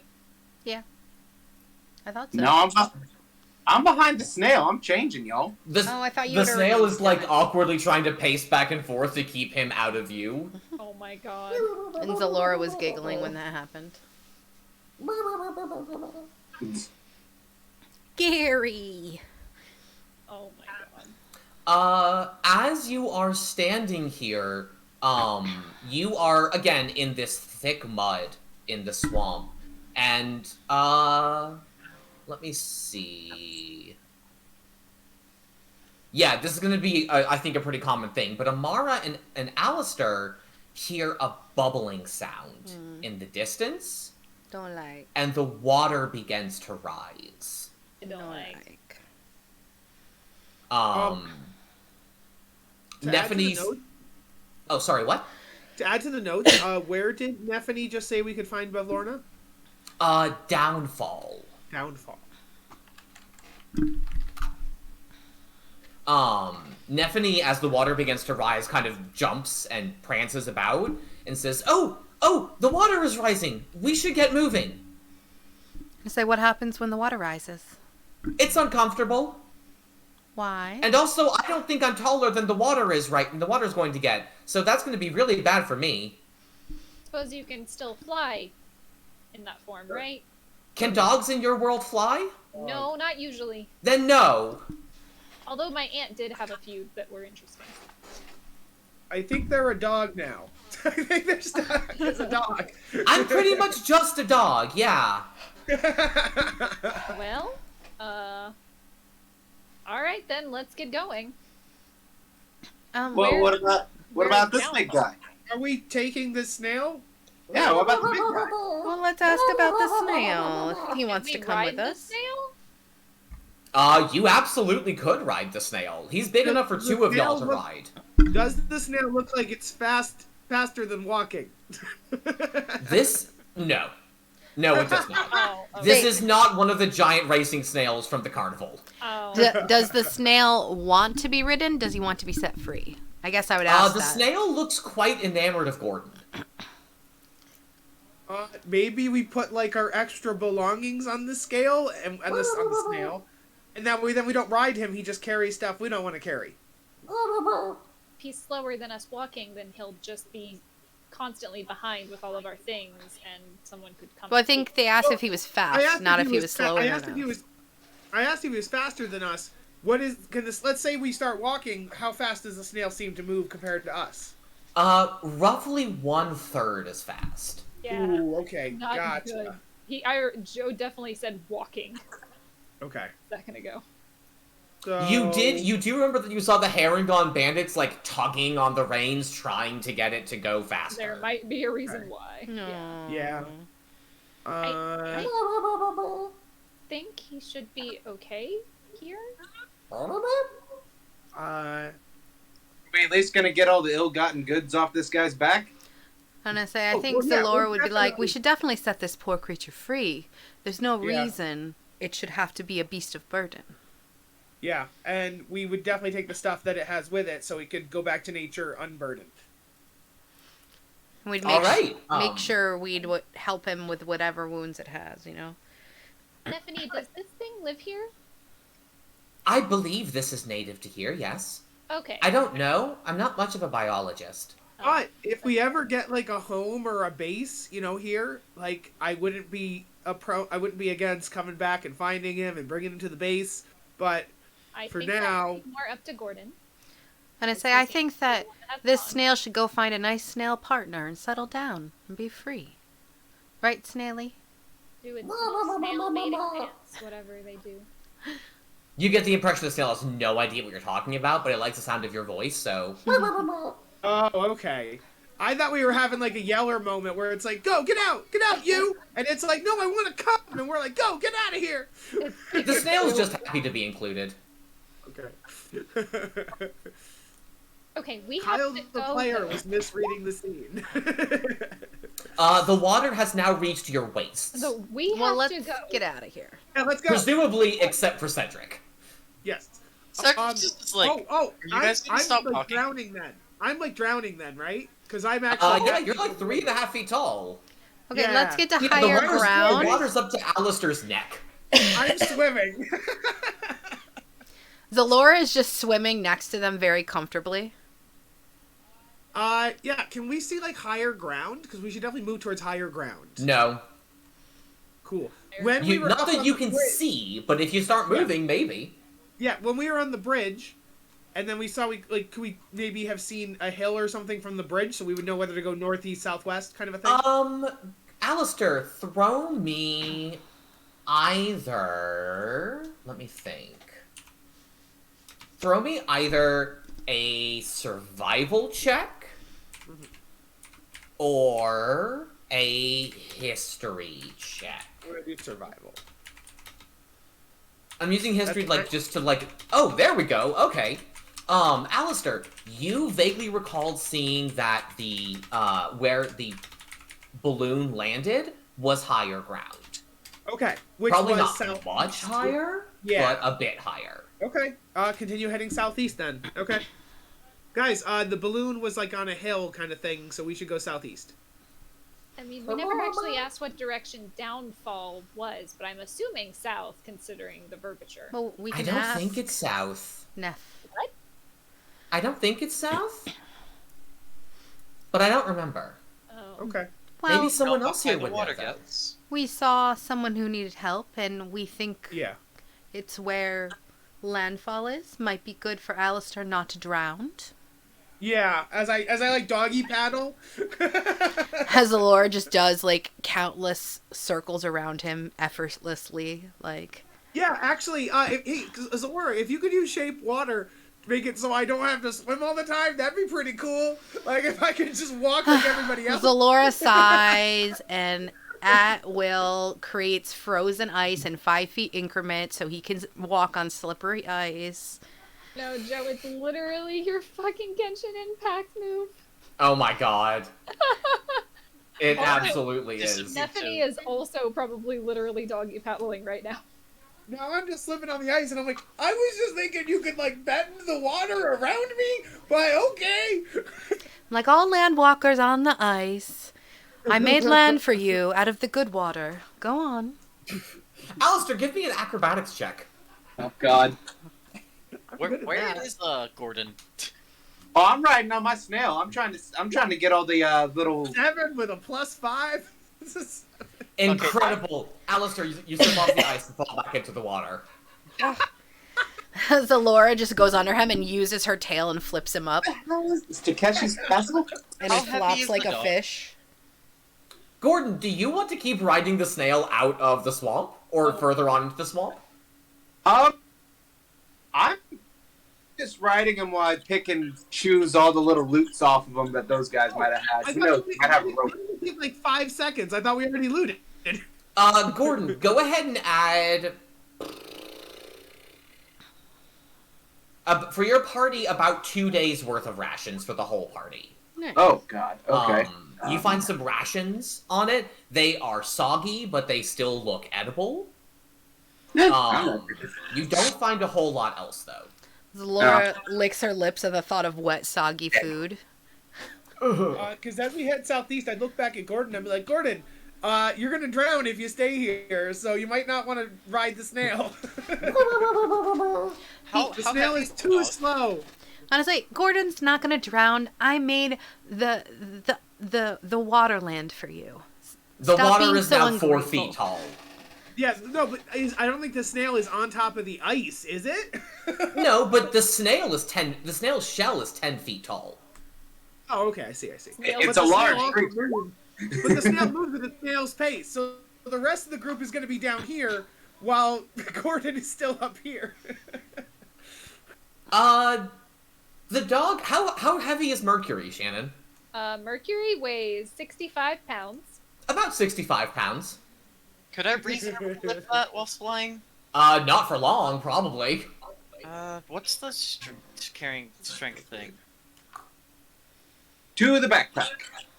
There we are. I'm trying to remember. Say, what here's the strength- thing: is I couldn't shape the water the way you wanted because I can only do 5 feet of it. So it would make more sense to do an ice sheet on top, spread out so you Well, can walk. Yeah. I guess I was imagining if you can do 5 feet of water and the water is 4 or 5 feet deep, you could do exactly a person of water. But I see your point. Yeah. But then so I'd ice have is to good too. shift it every second. Yeah. No. Yeah, that's what I was imagining. So the ice is better, yeah. Question: Ice is better. if Nephani's strength is 13, Yes. can she carry me? She is currently doggy paddling in the water, so she has no leverage to carry anything. If she were just on her feet, she would be underwater. Oh, I Jeez, think- so The water is now about 4.25 feet tall. I think Guys, Zamora. we have ice. Let's just go southeast. I think Zamora would be like, everybody get on the snail. The snail's tall enough. Let's go. I will swim. The snail we can already only move established. very, very slowly. and it can also only carry 2 of us. Oh, yeah. I forgot. Hold on to the Guys. snail at least. Just start You- swimming. What do you? You could just hold on to the Go. snail, but you can also just get moving. I would say, well, Yeah, I just move. am swimming. I'm waiting for everyone else. Yeah, I've also moved my token down to the southeast. No one else is moving. I mean, I moved. Alistair's I know, moving don't directly worry, into the don't worry. darkness. I'm having fun moving the darkness with my character. Whee! The water is actively running. Please move your token. Your dynamic lighting is freaking me out right now. Oh yeah? Yeah, it looks like a freaking beacon on my screen. It's the tree. It's the tree. You Yeah, the can't tree is see. blocking Yeah. light. Yeah. Yeah. I can't see without Amara, so unless she comes down here. Oh, I just thought that it was. Yeah, I think it's just darkness down here anyway. Amara, you are going to have to hold your lantern over the water. Please do. I mean, I'm not gonna hold it under the water. Gordon, do you want the snail to come with you? I do, but I don't because I know it's probably not going to last long in our company. Ba-ba-da-bum. Oh. Ba-da-da-da-dum. As much as I like Ba-da. snail, I don't think he'd be safe with us. Ba-da-da-da-dum. I don't think you have a choice in this. Well, Not point, even sir. just he'll be safe with us. He will slow us down every time we go anywhere. I will say, you are all, except for Zalora and Cedric, moving at half speed in this water. Yeah. The snail is still moving at its full 10 feet. Says Still Alora's slower. ready to Still roll. a good 5 feet. It's only like 5 feet slower than Half us. anyway. speed. I'm Yeah. still moving 20. I'm still moving 20 at half. However, if you keep going full speed, eventually you will outpace the snail, and it will probably just find its own way in the wilds of Hither.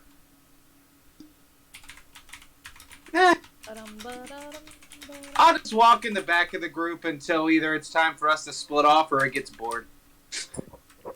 We're not going very fast there anyway. You absolutely are not. Cedric, you should probably be at the head of this group. You can see the farthest right now. So the party continues to make their way further through the swamps of Hither. We are going to pop back over to the world map. Says you Alora's have- just in her element in the water, just laughing and giggling and flicking around.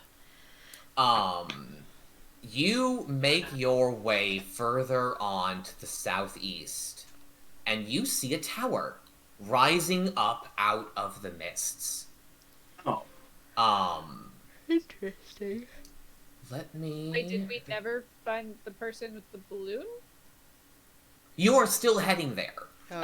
Oh, okay. Do you know how long it takes to travel a mile I'm when just you're... very I confused think because we're- the balloon's all the way over here. and Yeah, now we're I to think- the south. That's fair. That's where Yeah. it was when you saw it. It Okay. crashed, It's however, moving. further on. Gotcha. Did we see where it crashed, approximately? I will say, Alistair, as you get closer, you see the balloon, which is tangled up in brambles around this tower. Oh, around the tower. Okay, one and the same. So as you get closer, you see a crumbling stone tower rising up out of the swamp, leaning at such an angle that it's threatening to keel over at any second. Black brambles surround the base of the tower and cling to its lower half. Hanging from crenellations on the lower side of the tower is a large woven basket at the end of a tangle of ropes and tattered fabric. The basket dangles about 30 feet above the surface of the swamp. And let me see if I... No, I need to grab your tokens. I'm going to ask y'all this one more time. I'm going to ask y'all one more time for all the marbles. Are y'all waiting for the snail or not? No. I would not be. I think we discussed as a group we were going to let it go, but that's just my vote. I think he should live free and die hard. Like I said, it was until either we had to split up or he got bored and left. So Fantastic. Eventually he goes off in search of food, and you say your tearful goodbyes to your beautiful snail buddy. And we pass on It's gonna show up at the end, at the final. to the Slanted Tower. Don't. We're over here in the corner. Again, you see a massive tower with brambles all about it. The basket is dangling about, again, 30 feet off the ground. Let me give y'all a shape. Gordon, do you 30 know feet- the fly Wanting spell to by any use that. chance?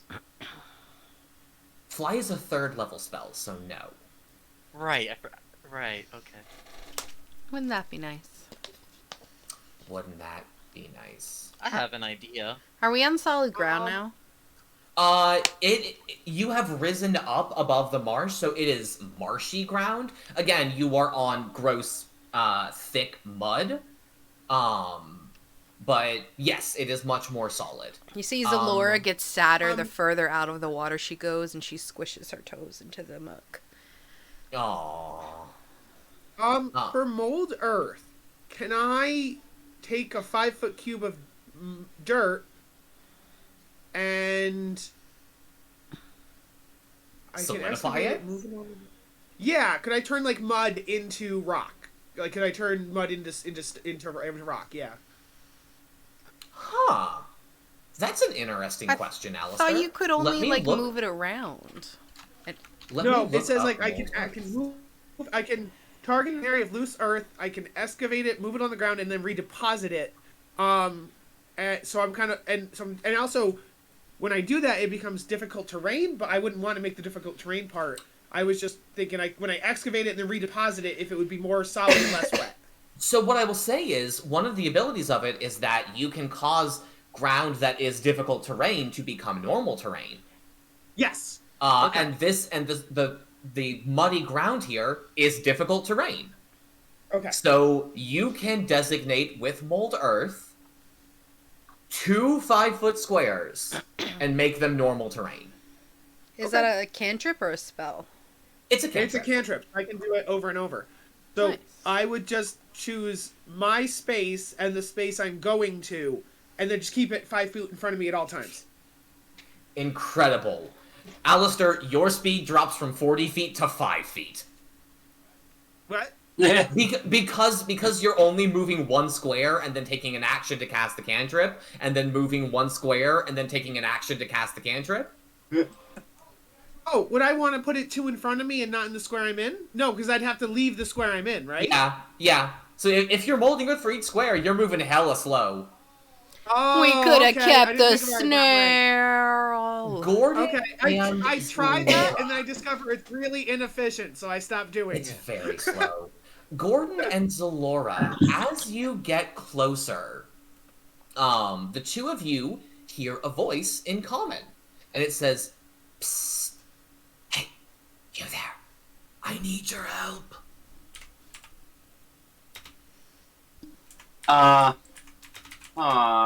Who is I exactly? Gordon, are you speaking at like a full conversational tone? Yes. When you start talking, the voice says, "Shh." Question: as far as my speak mind ability, do I have to be able to see that person, or because I can hear them, can I speak in their mind? That is an aberrant mind class feature. It says one creature you can see within 30 feet. Okay, can I... You cannot Perception? see this creature. Oh. With a perception check, though, I can tell you where the voice is coming from. Okay. I would very much like to roll perception on that. I don't like not knowing where this voice is. Zalora, the voice is coming from the basket. Okay, can I look at the basket? Can I see anything? Can I see like a finger, a toe, a hair, anything? You look up at the basket, and you see... Oh, damn it. Did I not make something for this? I don't think that I did. Give me just a second. I apologize.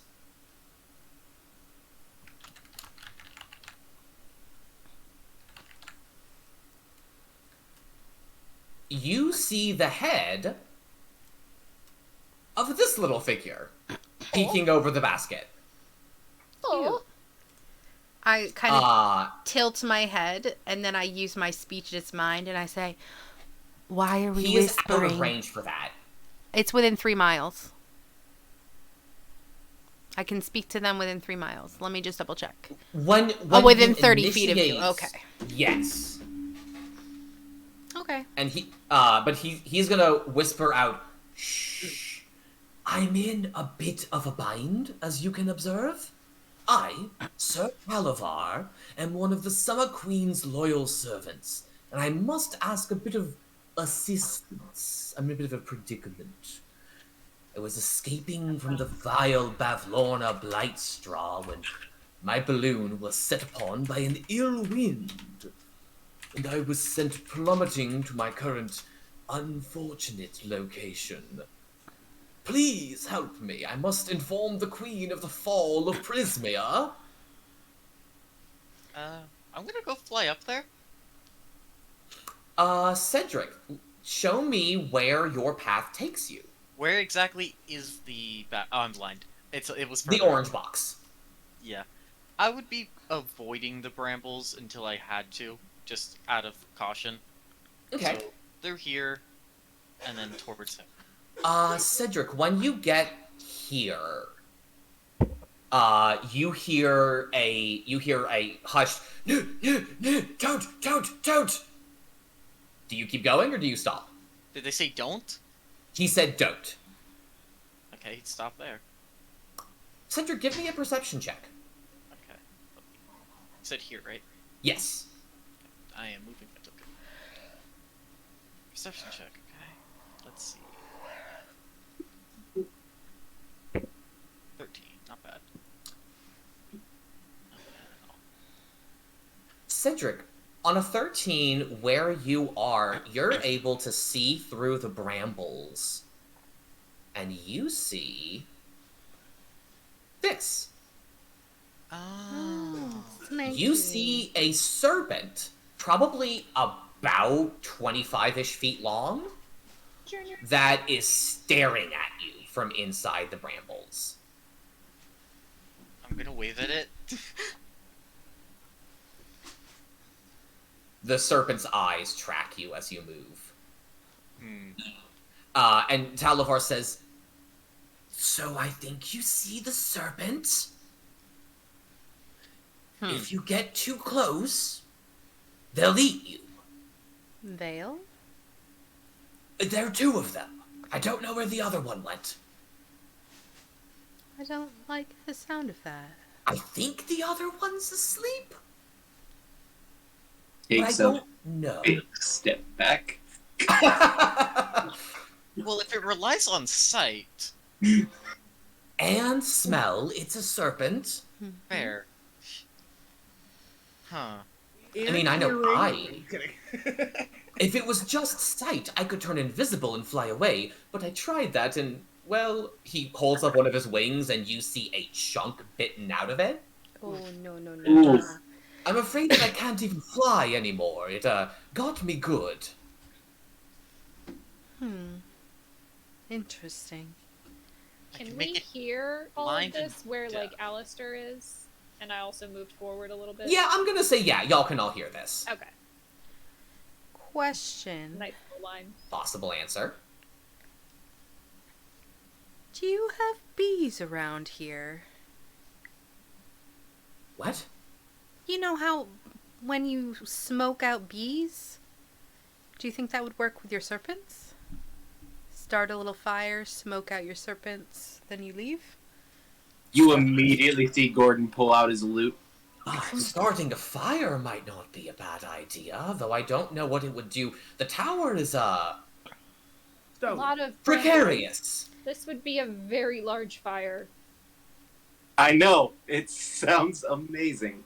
Oh, well, God. no, but is the only thing that's keeping is the only thing keeping the tower up is the trees? Is that the idea? Maybe You're not sure. You don't know what's keeping this tower up. It should not be standing at the angle it's at. I mean, I'm gonna look at Gordon with the clear inclination of I think we both have the same idea. Are you gonna sing it a lullaby? No. Are you gonna light it on fire? Oh. Are we sure that Snake is evil? I'm looking at Gordon. I'm gonna let him take the lead. I just pull out one of my oil flasks and raise an eyebrow.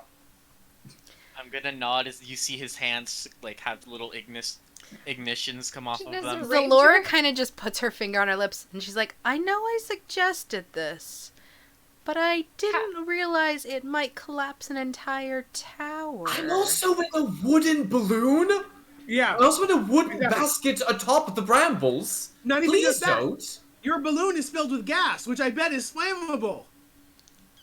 Oh dear heavens! I Once- didn't even think about that. To be fair, once the fire was set, if it did in fact distract the snakes long enough, I'm sure Cedric could actually just go rescue you. Well, no, he wants to Gordon keep his and balloon. Cedric, and anyone else who wishes to, but definitely Gordon and Cedric, throw me a nature check. Oh, Lord. Oh lord. This is my shit. 17. I learned from Amara. Blah, blah. Oh! Great fuzzy dice! Good, because Amara didn't learn shit for himself. Cedric and Gordon, these brambles, because they're in a swamp, are incredibly soggy and will not burn well. But they will smoke a lot, right? That means they'll smoke. Which is And with the oil basically flask, what we no, want. We don't there. want them to burn, No, we want no. them to smoke. Smoke comes from like near fire. I don't know that. Would wet brambles smoke a lot if they were set on fire? An oil I mean, fire, they would yeah. have Wet to- leaves, Oh. definitely. Yeah. But if it's magic fire, then technically they would already catch. So, I mean, but it wouldn't spread because they're wet, so it's not flammable. But we Yeah. don't need them to actually spread. We just need them to think it's spreading and No, have no, them but run the out. thing is that the actual thing only has a limit of like it'll catch on 5 feet of fire, and then it won't spread or smoke any additional areas. It'll just give us smoke in that 5-foot square. You know what I mean? I mean, mine is much more than just 5 feet. I can tell you Whatever that much. Whatever it is, though. Whatever it is, it'll be stuck in that 20-foot, 30-foot. It'll be stuck in that radius.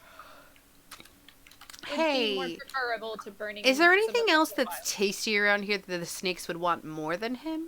Could we get it a Us? big fat goat or something and like Us. lure it There is a out? snail several hundred feet back. How dare you, sir? Nephany says, they probably eat snails. Well, Nephany. it's a good thing we left the snail back there. Well, Gordon, if you do it, Cedric's ready and waiting. If the snail and the snake are natural enemies, they live in the same habitat. Yeah, snails are the mongoose of Prismere. Can I walk the perimeter the perimeter of the nest and see if I can find the pair of the snake just by looking? No. You're going clockwise or counterclockwise? Counterclockwise. Yeah, absolutely. It takes you a while to do that, but go ahead and give me a perception check, Zalora. Rather would investigate, but that's okay. Oh, that's a big old 4. Zalora, you spend about the next few minutes traveling the perimeter of the brambles, but you do not see another snake. I have a question. Can we Stop. hear the snake talk to Cedric? Or The was snake it a did mental not thing? speak to Cedric. Oh, it was he just, simply eyed him.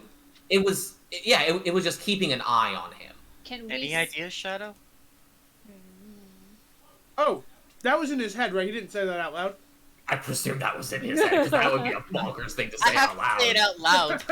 To be fair, we all know that the shadow is fucking weird. If I ever refer to Shadow, it is in his head. I just need to say it so Mr. DM knows what I'm thinking. Absolutely, absolutely. That voice back says,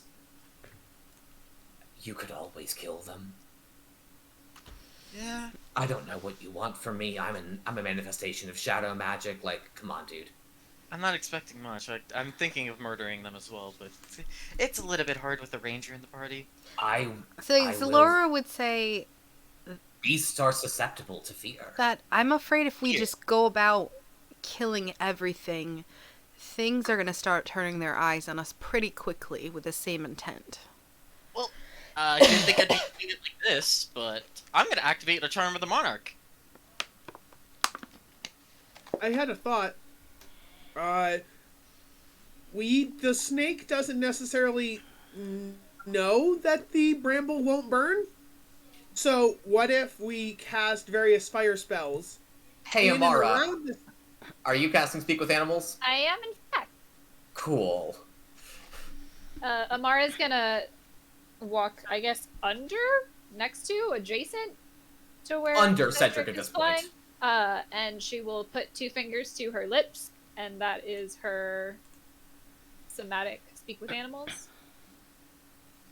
And she's gonna talk to the snake.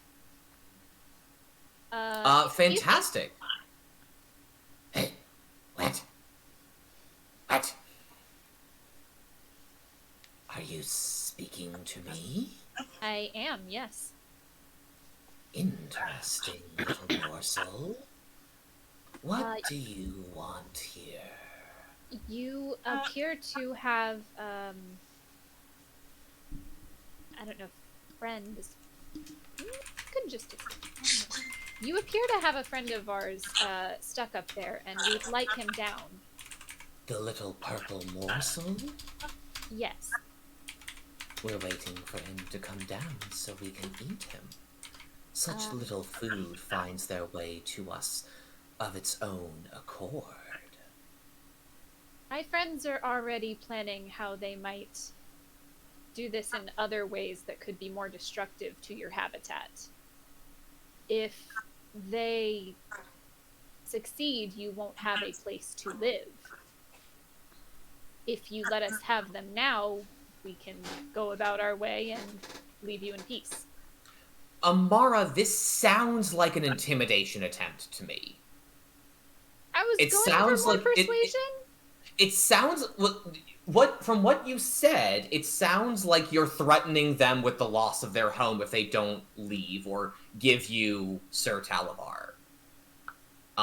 It's not supposed to be in this instance. For me, I'm trying to persuade them to let us take him because it's in their best interest, not necessarily like as a threat.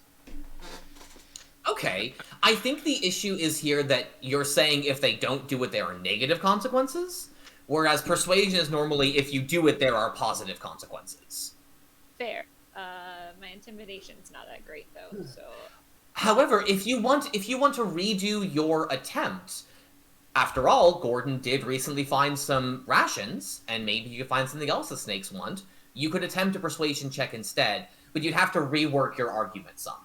Yeah, I just don't know what else we have that they want. Aside from We the have no snail? other food other than rations and stuff. I don't know. We don't have any other kind of fleshy Yeah. goods. So, do the snakes not have eyes? Or is that just the token? It's just the token. The snakes absolutely have eyes. Okay, just making sure. They actually have oddly expressive human-like eyes. When Thanks, Zalora was don't walking like that. around, is there anything over here in the southeast corner? I got a 4 Oh. to look around, so You know what is in that corner is an illustration of the balloon. Nice. So give me 1 second. I don't really know Okay. how to spin that any other way, so I guess I'm just gonna try and intimidate. This will be interesting. It's only a Would you like an inspiration with that? yeah. Well, we don't technically know what's going on because she's speaking. In No, you absolutely do. Her I speech is speak in with common. animals. Oh, is that true? Okay. She's able to understand the snake speech, and they can understand hers, but she is Ooh. still speaking her native tongue. Okay, gotcha. Also, can I give her help since I'm currently Take lighting a my bark. hand on fire? You can absolutely give her help, Cedric. I think especially because it's an intimidation check, you can give her the help action. Okay, so help action plus maybe Bardic Inspiration? So roll your other check. Yeah, there we go. So that is a 19. so you can choose to add a d6 to this if you would like. I But could. That would you're just be sitting on a overkill at 19 this right point. now. I mean, we don't know what this thing is, so I would. It never hurts. Never hurts, but yeah, I guess he did already. And Bardic's give it only to lasts me. for like 10 minutes anyway. Yeah. All right. Not that that helped much, but Hey, I Hey. brought you to a 20. it got me to a dirty 20. I got you to a dirty 20. Mr. Snake. The snake kind of rears back and looks at all of you and says, there are easier meals elsewhere.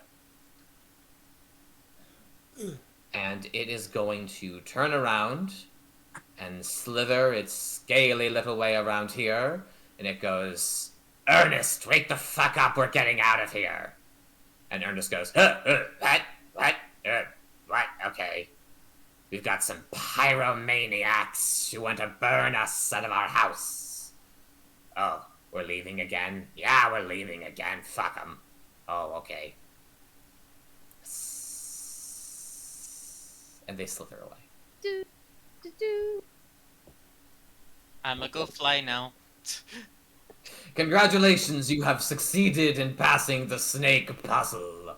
I I have solved Yay, we this didn't snake murder puzzle. Hobo. And you And I didn't got to even use murder speak with them. animals. Woohoo! Nice. Will this put him on the map? Hello, Mr. Sir. Will this put him on the map if I do that? No, it won't. Oh well. Oh! Goodness gracious! The snake's left! I admit I'm somewhat surprised. Thank you! Thank you very much! wait, Sir with animals.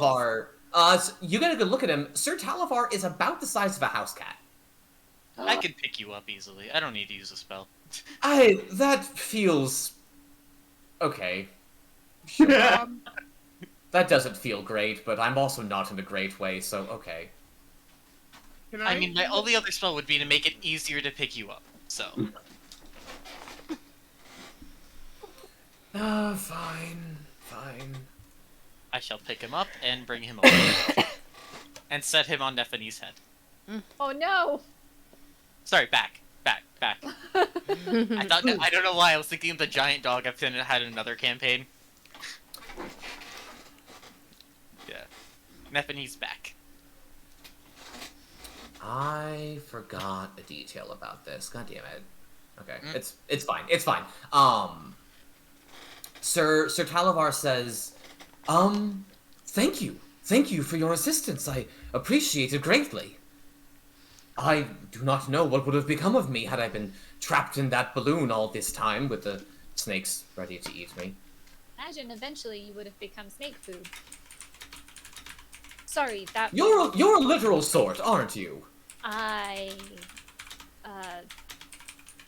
Yes, the answer is yes. You're a literal sort. The ways of the wild are not unique to me.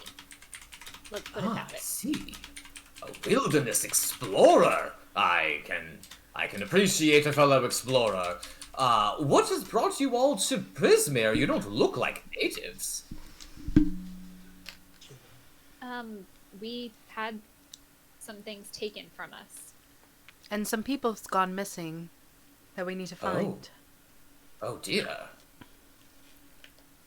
And Actually has something to do with that, how did you say that word? Boldvir? Bavlorna? Bavlorna? Okay. You're looking for Bavlorna Blightstraw. Yes, I think she took something from one of us. Oh. Well, Bavlorna's always down to make a deal, but be careful. She's powerful. You'll find her in the settlement of Downfall, which is a bullywog village, some fair ways north of here. Oh my god, bullywogs. What's a bullywog? A bullywog is like a very large frog person. From here, I think you'd head just about due north. And let's see. You'll want to walk. I'd say it's some. How much is in a score? Give me 1 second. Score. 7 years ago. A score is 10 years. A score is 10 years. You'll want to walk some 8 score miles to the north to find Downfall. What if we don't want to walk? Can you fly? One Yes, of us can. but that doesn't help them. Oh. Well, good for you. You don't really have... I suppose if you manage to find your way to... Oh, what is it called? I haven't been here for very long, but... if you find your way to the inn at the end of the road, possibly you could ride it for a ways. The inn? Yes, the inn at the end of the road. It's a little inn that crawls around the swamp of Hither. It has little crab legs. Oh my god, Hal's Or moving it does castle. like crabs. Very cool. I pull out Krabby. Snip, snip. That's a spider. I put my hand over its little ears. I'm like, shh, it's just deformed. Don't say mean things like that. Oh goodness, I apologize for insulting it. So do you know what's in that tower? I know that my sword fell in there, which is deeply disappointing for me personally. The Summer Queen gave that to me personally. Well, I could probably go get at it and see if I don't know if there's a way inside. There are some arrow slits, but none that I believe a gentleman of your stature could fit through. However, if there's a key to the tower, I imagine you'll find it in Jingle Jangle's possession.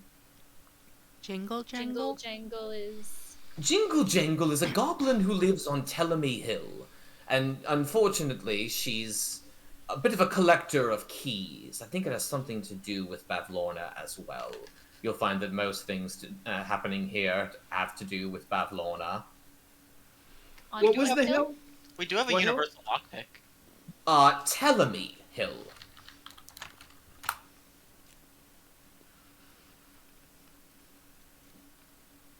Is there You have any... Sorry, what? is there anything you could tell us about Bavlora and, Well, yes, given that I was captured by her for a little while. Is there anything you could tell me? wow, please no. Ugh. Only if you promise to not make puns like that again. Bavlorna. Bavlorna's a nasty blighter. Probably one of the most annoying things about her is her ability to conjure tiny versions of herself. little, like, frog-like beasts that hop about with surprising quickness, given that they come from her, and she's not the fastest, if you get my meaning. She makes tadpoles. Something like that. They're not... They are little frog-like beasts. They're, again, miniature versions of herself. Because she herself is a bully. She's not a bullywog. She's a hag. No. Oh, okay. She's a nasty old hag, but she is frog-like herself. Maybe that's why she stays near bullywogs. Mentioned that she liked deals. Do you know what kind of deals she favors? Typically ones that favor her more than the other person. But is there anything she wants, specifically? Is there anything she wants? I'm afraid I don't know myself. I believe I recall hearing that she'd lost some sort of book, but I don't know where that book might be. I imagine the bullywogs of Downfall might be able to help you with that. They're a courteous sort, quite welcoming, provided one does not offend them, and be wary of that. They have many intricate rules of etiquette.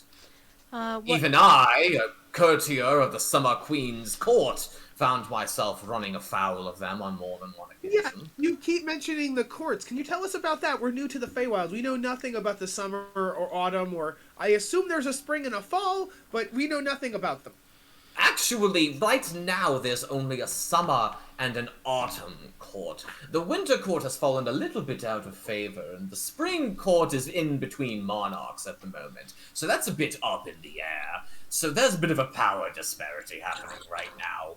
I'm afraid I haven't been back in a while. I came here to check on the queen here. Zybilna has not been making regular contact with Titania, and I was coming to check up on her when I was captured by Bavlorna. Zybilna's missing, I believe. Zybilna's not missing, actually. She's trapped. Bavlorna and her two sisters form a group called the Hourglass Coven. Coven. I want to say coven at the same time he says coven. Why? Why are we doing this? Are we doing a thing where I say a thing and you say the thing at the same time? Yes.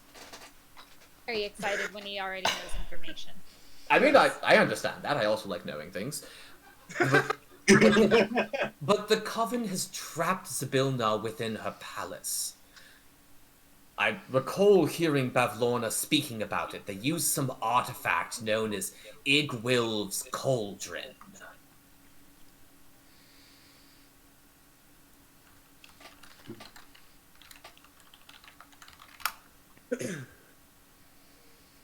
Well, this I is don't know what manner of magic it commands, but it must be powerful indeed to trap an archfey. And where will you go now? I intend to make my way through the realms to find my way to the Palace of Heart's Desire and find Zybilna and potentially free her, but I'll do my best. Say, well, that's something that we'd be interested in doing as well. Yeah. Yes, We lovely. might be going on the same journey? I doubt that. I have no intention of going anywhere near Bavlorna again. So if you're making your way to Downfall and Miss Blightstraw, then I'm afraid you can count me out. I've been captured by her once, and I don't want to be doing that again. Thank you very much. Will you be However, able to travel on your own? Oh yes, my wings should heal within just about a day. But I do feel indebted to you for your assistance to me. Tell you what, my sword is in that tower. It's yours if you get inside the tower. It's a magic blade bequeathed to me by the Queen of the Summer Court, so I believe that a fair price. But we can't get in the tower. I mean, we have a Gordon. Not with that attitude. We have a Gordon. And I'm damn determined. I mean, I guess you can try. Seems like it might be more Be of a careful magic with that. Many locks here in Prismere are rather, finicky bunches. thing. Yeah, I don't think this is gonna be like a lock back home, Gordon. Finicky. Yes. That word. That I feel like there's more to than just finicky. I think the door's gonna eat you if you try and open it, or something stupid like that. It's not going to eat you, but it might have some choice words for you. We'd also have to get through the bramble to get there. We can just cut it, though, I think. While we have you, though... Yes. You told us about Bavorna. Do you know anything about her sisters? I am afraid that I don't. I know that Bavlorna hates her sisters with a passion. Okay. But beyond that, I'm afraid that I have little information for you. I'm sorry. No, that's okay. So she doesn't like her sisters, but she works with them. I believe more out of necessity than anything else. Yeah. Hags become significantly more powerful when they work in a coven. But such partnerships are usually tested by the fact that hags are detestable creatures, even to other hags.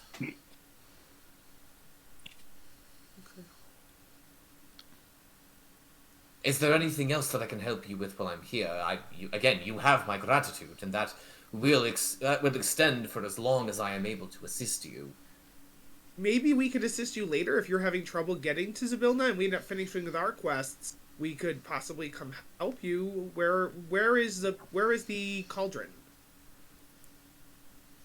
I don't believe Bavlorna did not say. It might be in the possession of one of her sisters, though I strongly doubt that any of them would allow any of the others to keep a hold of it. Oh, I thought you said something about going to the Heart's blah. The Palace of Heart's Desire. Yeah, there you go. The cauldron might well still be there. I believe that it did in fact belong to Zybilna before the hags co-opted its magic. And where Hopefully is the it's Palace still- of Heart's Desire? The Palace of Heart's Desire can be found. Let me make sure I'm giving you that information because I've already forgotten a couple of details that I should have been careful about.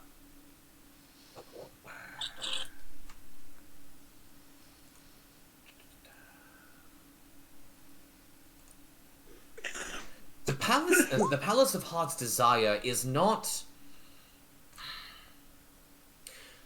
The problem with this realm as a whole is that the hags have divided it, Prismere itself, into 4 sections, one each ruled by one of them, and the palace itself separate from the 3 realms. Unless you know the way already to one of those realms, you can't get there. So from hither to thither, hither to yon, thither to yon, yon to the palace, so on and so forth. Okay. So we're actually stuck in hither until we defeat or find out until we defeat Bavlorna or find a way to one of the other realms. Even defeating Bavlorna would not lower the mists. You would need a guide to bring you to another realm. Neffany? I'm a being of hither. I'm afraid that I don't know the way to thither or yon. My goodness, your dog speaks. I wouldn't call her my dog. More like my friend.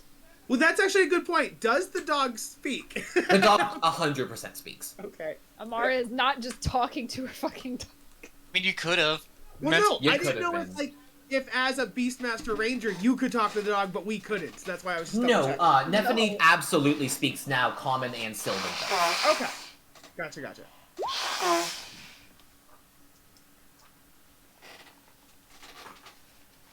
What? Sorry, I'm sorry for asking so many questions. I would rather you have more information. Knowledge is the sharpest sword. Okay.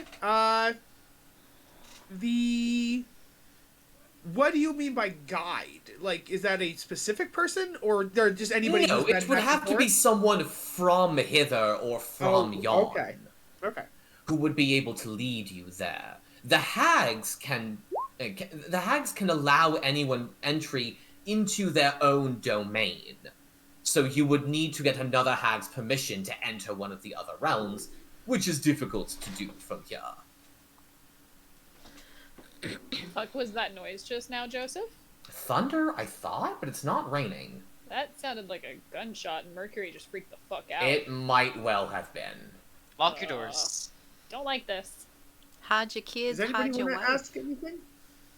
If we hear it again, we can call the security line at the office. Yeah. Atlanta. I have other things in the notes, but I don't know if I should bother asking. So if anybody else has questions, It's okay, baby. I know. because we knew we had things about like the Sylvan It's Forest very and the Mountaintop Theater, but we can just go with what we have. If that is all, I do believe I will take my leave. Yes? Thank you so much. Fantastic. Thank you. All of you, you have been a tremendous help to me. Your kindness will not go unrewarded. Sir Talavar bows to all of you and strides away through the swamp. Wow, he was colorful. Literally! Haha! I'm purple! He was adorable. I want one. So what is the party going to do now? I guess we're going to the frog place. No, the tower. We have to go in the tower. Oh yeah, we do have to go to the tower and get the sword, I guess. We have to see if we can get in the tower first. Gonna say, Does anybody have a sharp implement? I have a spear. I have several. What kind do we need? I think we should try chopping down the brambles to see if they're magic or if they can just be chopped down. Why would we need to chop them when you have mold earth and we could literally walk to the tower? Because... What? Earth? I don't understand. Earth will mold the earth, but there's, like, brambles. Could you burrow us under?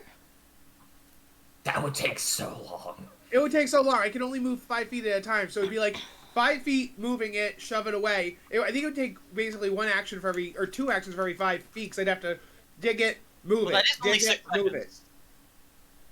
I would say you would be there for probably about 20 to 30 minutes for Alistair to get you any kind of tunnel underneath the brambles. However, you can just walk through the brambles. It might hurt a little bit, but you can walk through them. Oh, I imagined it being so tight that we couldn't. Okay, yeah, let's walk through it. Like brambles. Now, yeah, it's slow. It's slow, but actually, Sir Talavar goes, wait! Oh, I forgot something! Oh, I forgot something! Yes? There is a bullywog who attempted to escape with me. Sir Wigglewog. She wasn't able to escape with me outside of Downfall. If you do go to Downfall, please search for her and see if you can help her. She is an honorable knight, and I guarantee you she would be happy to assist you. What was the knight's name? Sir Willy Wog. Sir Wigglewog, the illustrious knight. Noted. Well, that's another person on the missing roster list. Oh, she's not missing. She's just probably captured and about to be executed or something. You know, whatever it is they do to traitors and downfall. Interesting. Say that very calmly. I've seen a lot, kid. I hope we rescue her before her downfall. Okay, see, I thought we agreed that you wouldn't do that anymore. I didn't. No, but I didn't do it in that visit, but then you left and came back, so I did another one for this visit. Okay, well, then I'm not going to come back again. Goodbye.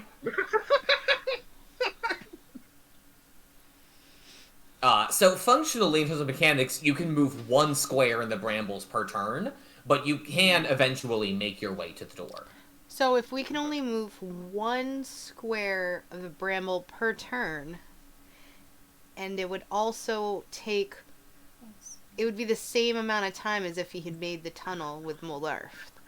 No, we can move 1 square 5 feet every 6 seconds, so it's still faster to walk. Yeah. Okay. The brambles are not a puzzle, y'all. You get through it somehow.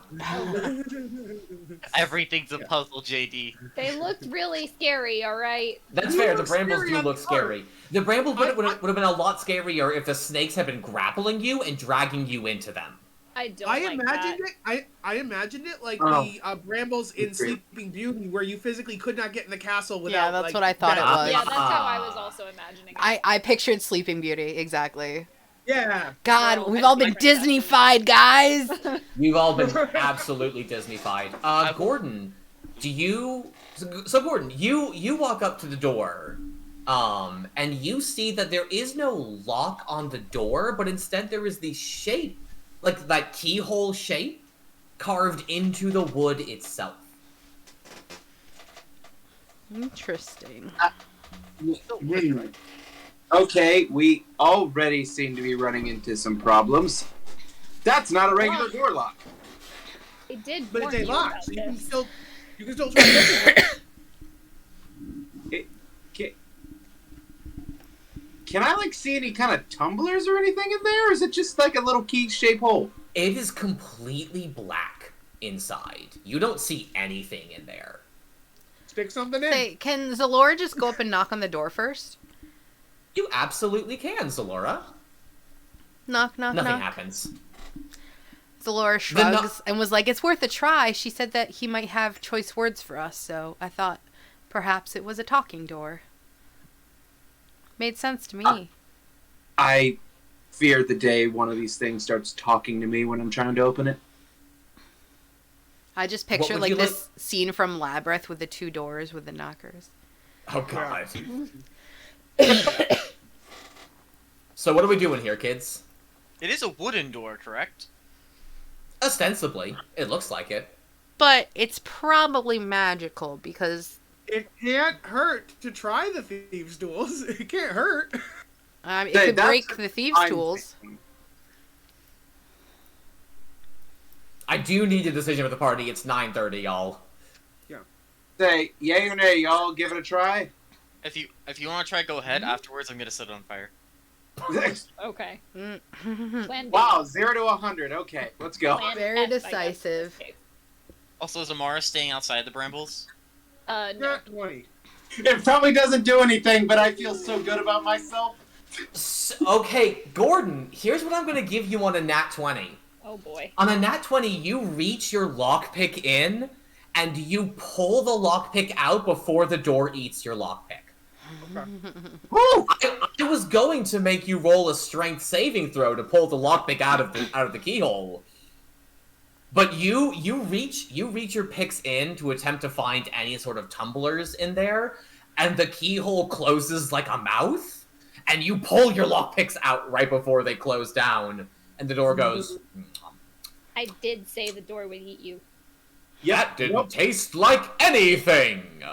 Zalora Yep. Oh, takes the a door- piece of hardtack from her bag and shoves it in the lock. Nope. Nope. The I'm out. lock eats it, and that doesn't taste right. Hide me, Cedric. Shoves What? a piece Why of is bramble in there. As a shield. Just Gordon is because That you're doesn't so taste tall. right. just shoves I, random I, shit in I, there. I caught my pinky and I put a drop of blood into the keyhole. Ugh. What are you putting it in there with? Your I finger? was thinking right, 'cause I can't drop it in because that would be a vertical Put it on a drop. stick. I wouldn't put my finger in. No, I would like put. Come on, drop- put your finger in the keyhole. I'm Put your not putting finger my in, finger in the Alistair. Put your finger in the keyhole. Coward. Do it out. Well, he'd have to put his whole paw in. He's a bunny. You know what? You know what? Fuck it. I stick my pinky in the keyhole. Oh no. Alistair, you put one of your little paw pads in the keyhole, and the keyhole closes around it and lets your pinky go. Oh. That doesn't taste right. Should have took his Okay, pinky. so Laura, stand back. Oh Gonna move boy. Laura out of the tower. Yeah, I'm gonna do what I said I was gonna do. No. Cedric. What? Now that we know the door's alive, you shouldn't set it on fire. It's alive. But is it? Anyone who wants to Very can give different. me an Arcana check. Is it sentient? That's the question. What I said. Sapient. Is it sapient? Is the question. Arcana checks, huh? Let's see what we got. Shannon, I'm gonna ask you what assumption Amara makes about this door completely baselessly. So right now, Amara is assuming that this is some sort of like enchanted door and not necessarily sentient. I don't think it would be bad to set it on fire, but it would be rude. I think he meant on a nat 1, how are you choosing to fail? Because No, I mean, here's the thing. A nat 1 means that you don't know. So so what are you assuming about it? That's exactly what I'm assuming, yeah. On an 11 to the 13, you think that this door might be sentient? It seems to have taste buds. On a 15, Cedric, this is a programmed response. This door probably has specific responses to specific stimuli. And this is just its default response for not the right thing. Yeah, that's what I thought.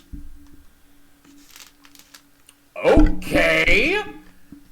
Okay. Cedric, I need you to tell me where this 15-foot cone is landing. Let me actually toss the spell card at you, too. Not near me, motherfucker. Yeah, like I said to clear, I'd be aiming it towards the door. Like, the 15 You're just point-blank shotgunning this door with burning hands, is that right? The door doesn't have, like, Yes. reflective. Huh.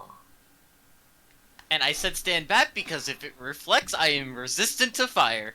Oh. Actually, I think I would be safest over here. So you know what? Let her rip. Cedric, you blast a cone of fire at this door, and everyone very smartly moves away. Because you blast this cone, and the fire whooshes out in front of you, and then passes to the sides and around and even behind you. As the range of this spell, this cone has to go somewhere. You are creating a funnel of flame, and the mass ends up somewhere, and that is on the brambles around you, setting them ablaze. No. I mean, you did say they were damp before, so... I said the brambles, I was referring to brambles near you were damp. These are deeper in. Oh, it's fine. yeah. They're not I think it's fine. It's fine. The dog It's all meme. fine. Everything's We're fine. Everything's fine here. I think we should just go I'm okay right with now and follow the advice of the person and go find the key that actually opens this door if we want Oh, to. yes. The key, which was... by Jingle Jangle. Or something. in Telemy Yeah. Hill. Did Since he it- tell us where Telemy Hill was? Oh, he probably should have, shouldn't he? Yeah. Where is Telemy Hill? Let's see. Probably north.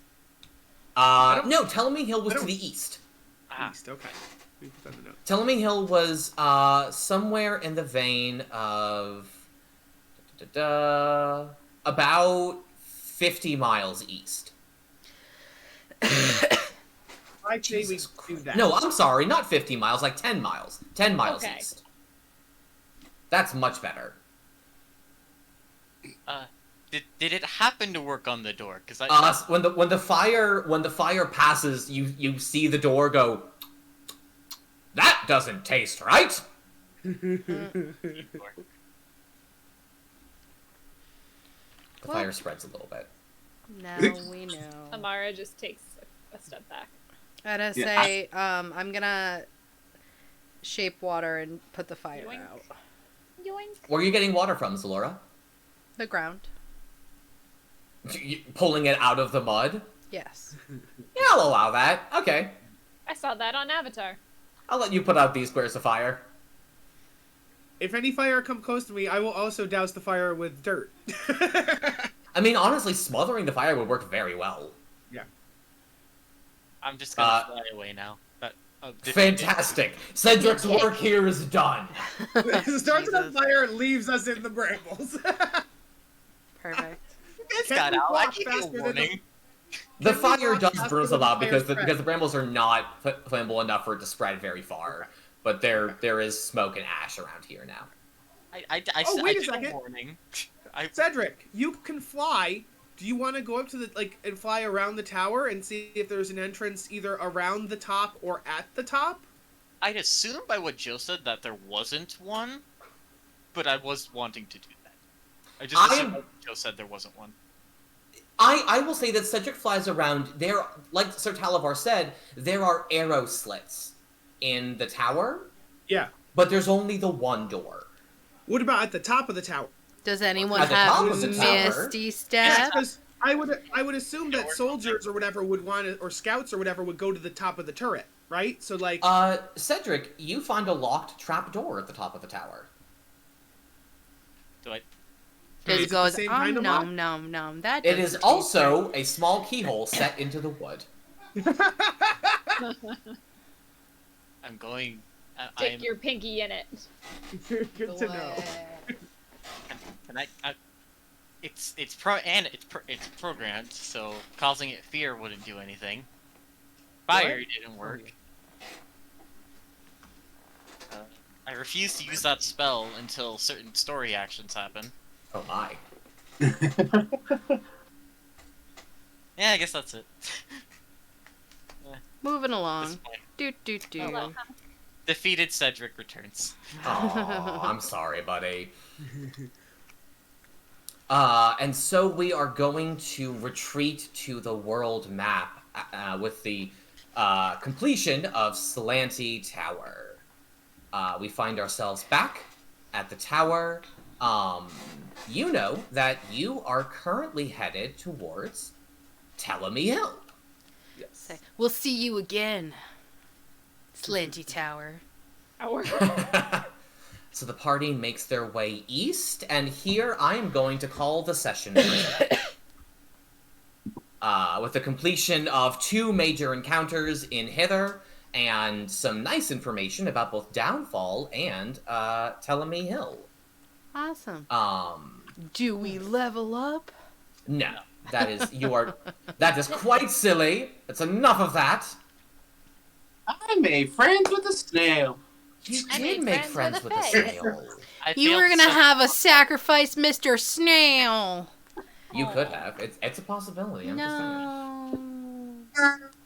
Instead, Thank you I got to all. do reverse parcel. Is that why you kept asking? About the snail? Yeah. No, that would have been really fucked up if y'all had done that. Jesus. I'm not Thank gonna you lie, all. Gordon would have had some problems with that one. Thank you He's all an so much for asshole, but- playing. Whoa, I appreciate all of y'all's delightful fun in this. I hope everyone had a great time. Yeah. Good. Very good. When do we want to play the Excellent. next session? That's what I was about to ask. Yeah. Yes, indeed. Because I know the plan was bi-weekly, but we were playing weekly for a little bit. Are we gonna go back to bi-weekly, or...? I think we're going to go back to bi-weekly. I was wildly unprepared for this session, and I got a couple of details pretty starkly wrong. But we Okay. didn't know, so you ruined it. Shh. Don't tell Oh. us. Well, that's what I was gonna ask though. So, are you retconning it so those wrong things are right, or are we just No, because we just don't know what's wrong? I made it so that event still went in the right direction anyway. Oh, okay. Believe me, I made it work in the moment, but I also don't want to do this again in the event that I get something more critical wrong later on. Okay. That's fair. So I am looking at the 11th of January for our next session. Sounds good to me. Sounds good. Pretty sure I'm good for that. Sounds good. All right. Sounds like we are all in agreement. We can all meet back here, same bat time, same bat channel, for the next episode of the Hither Adventures of Wild Beyond the Witchlight. Ooh.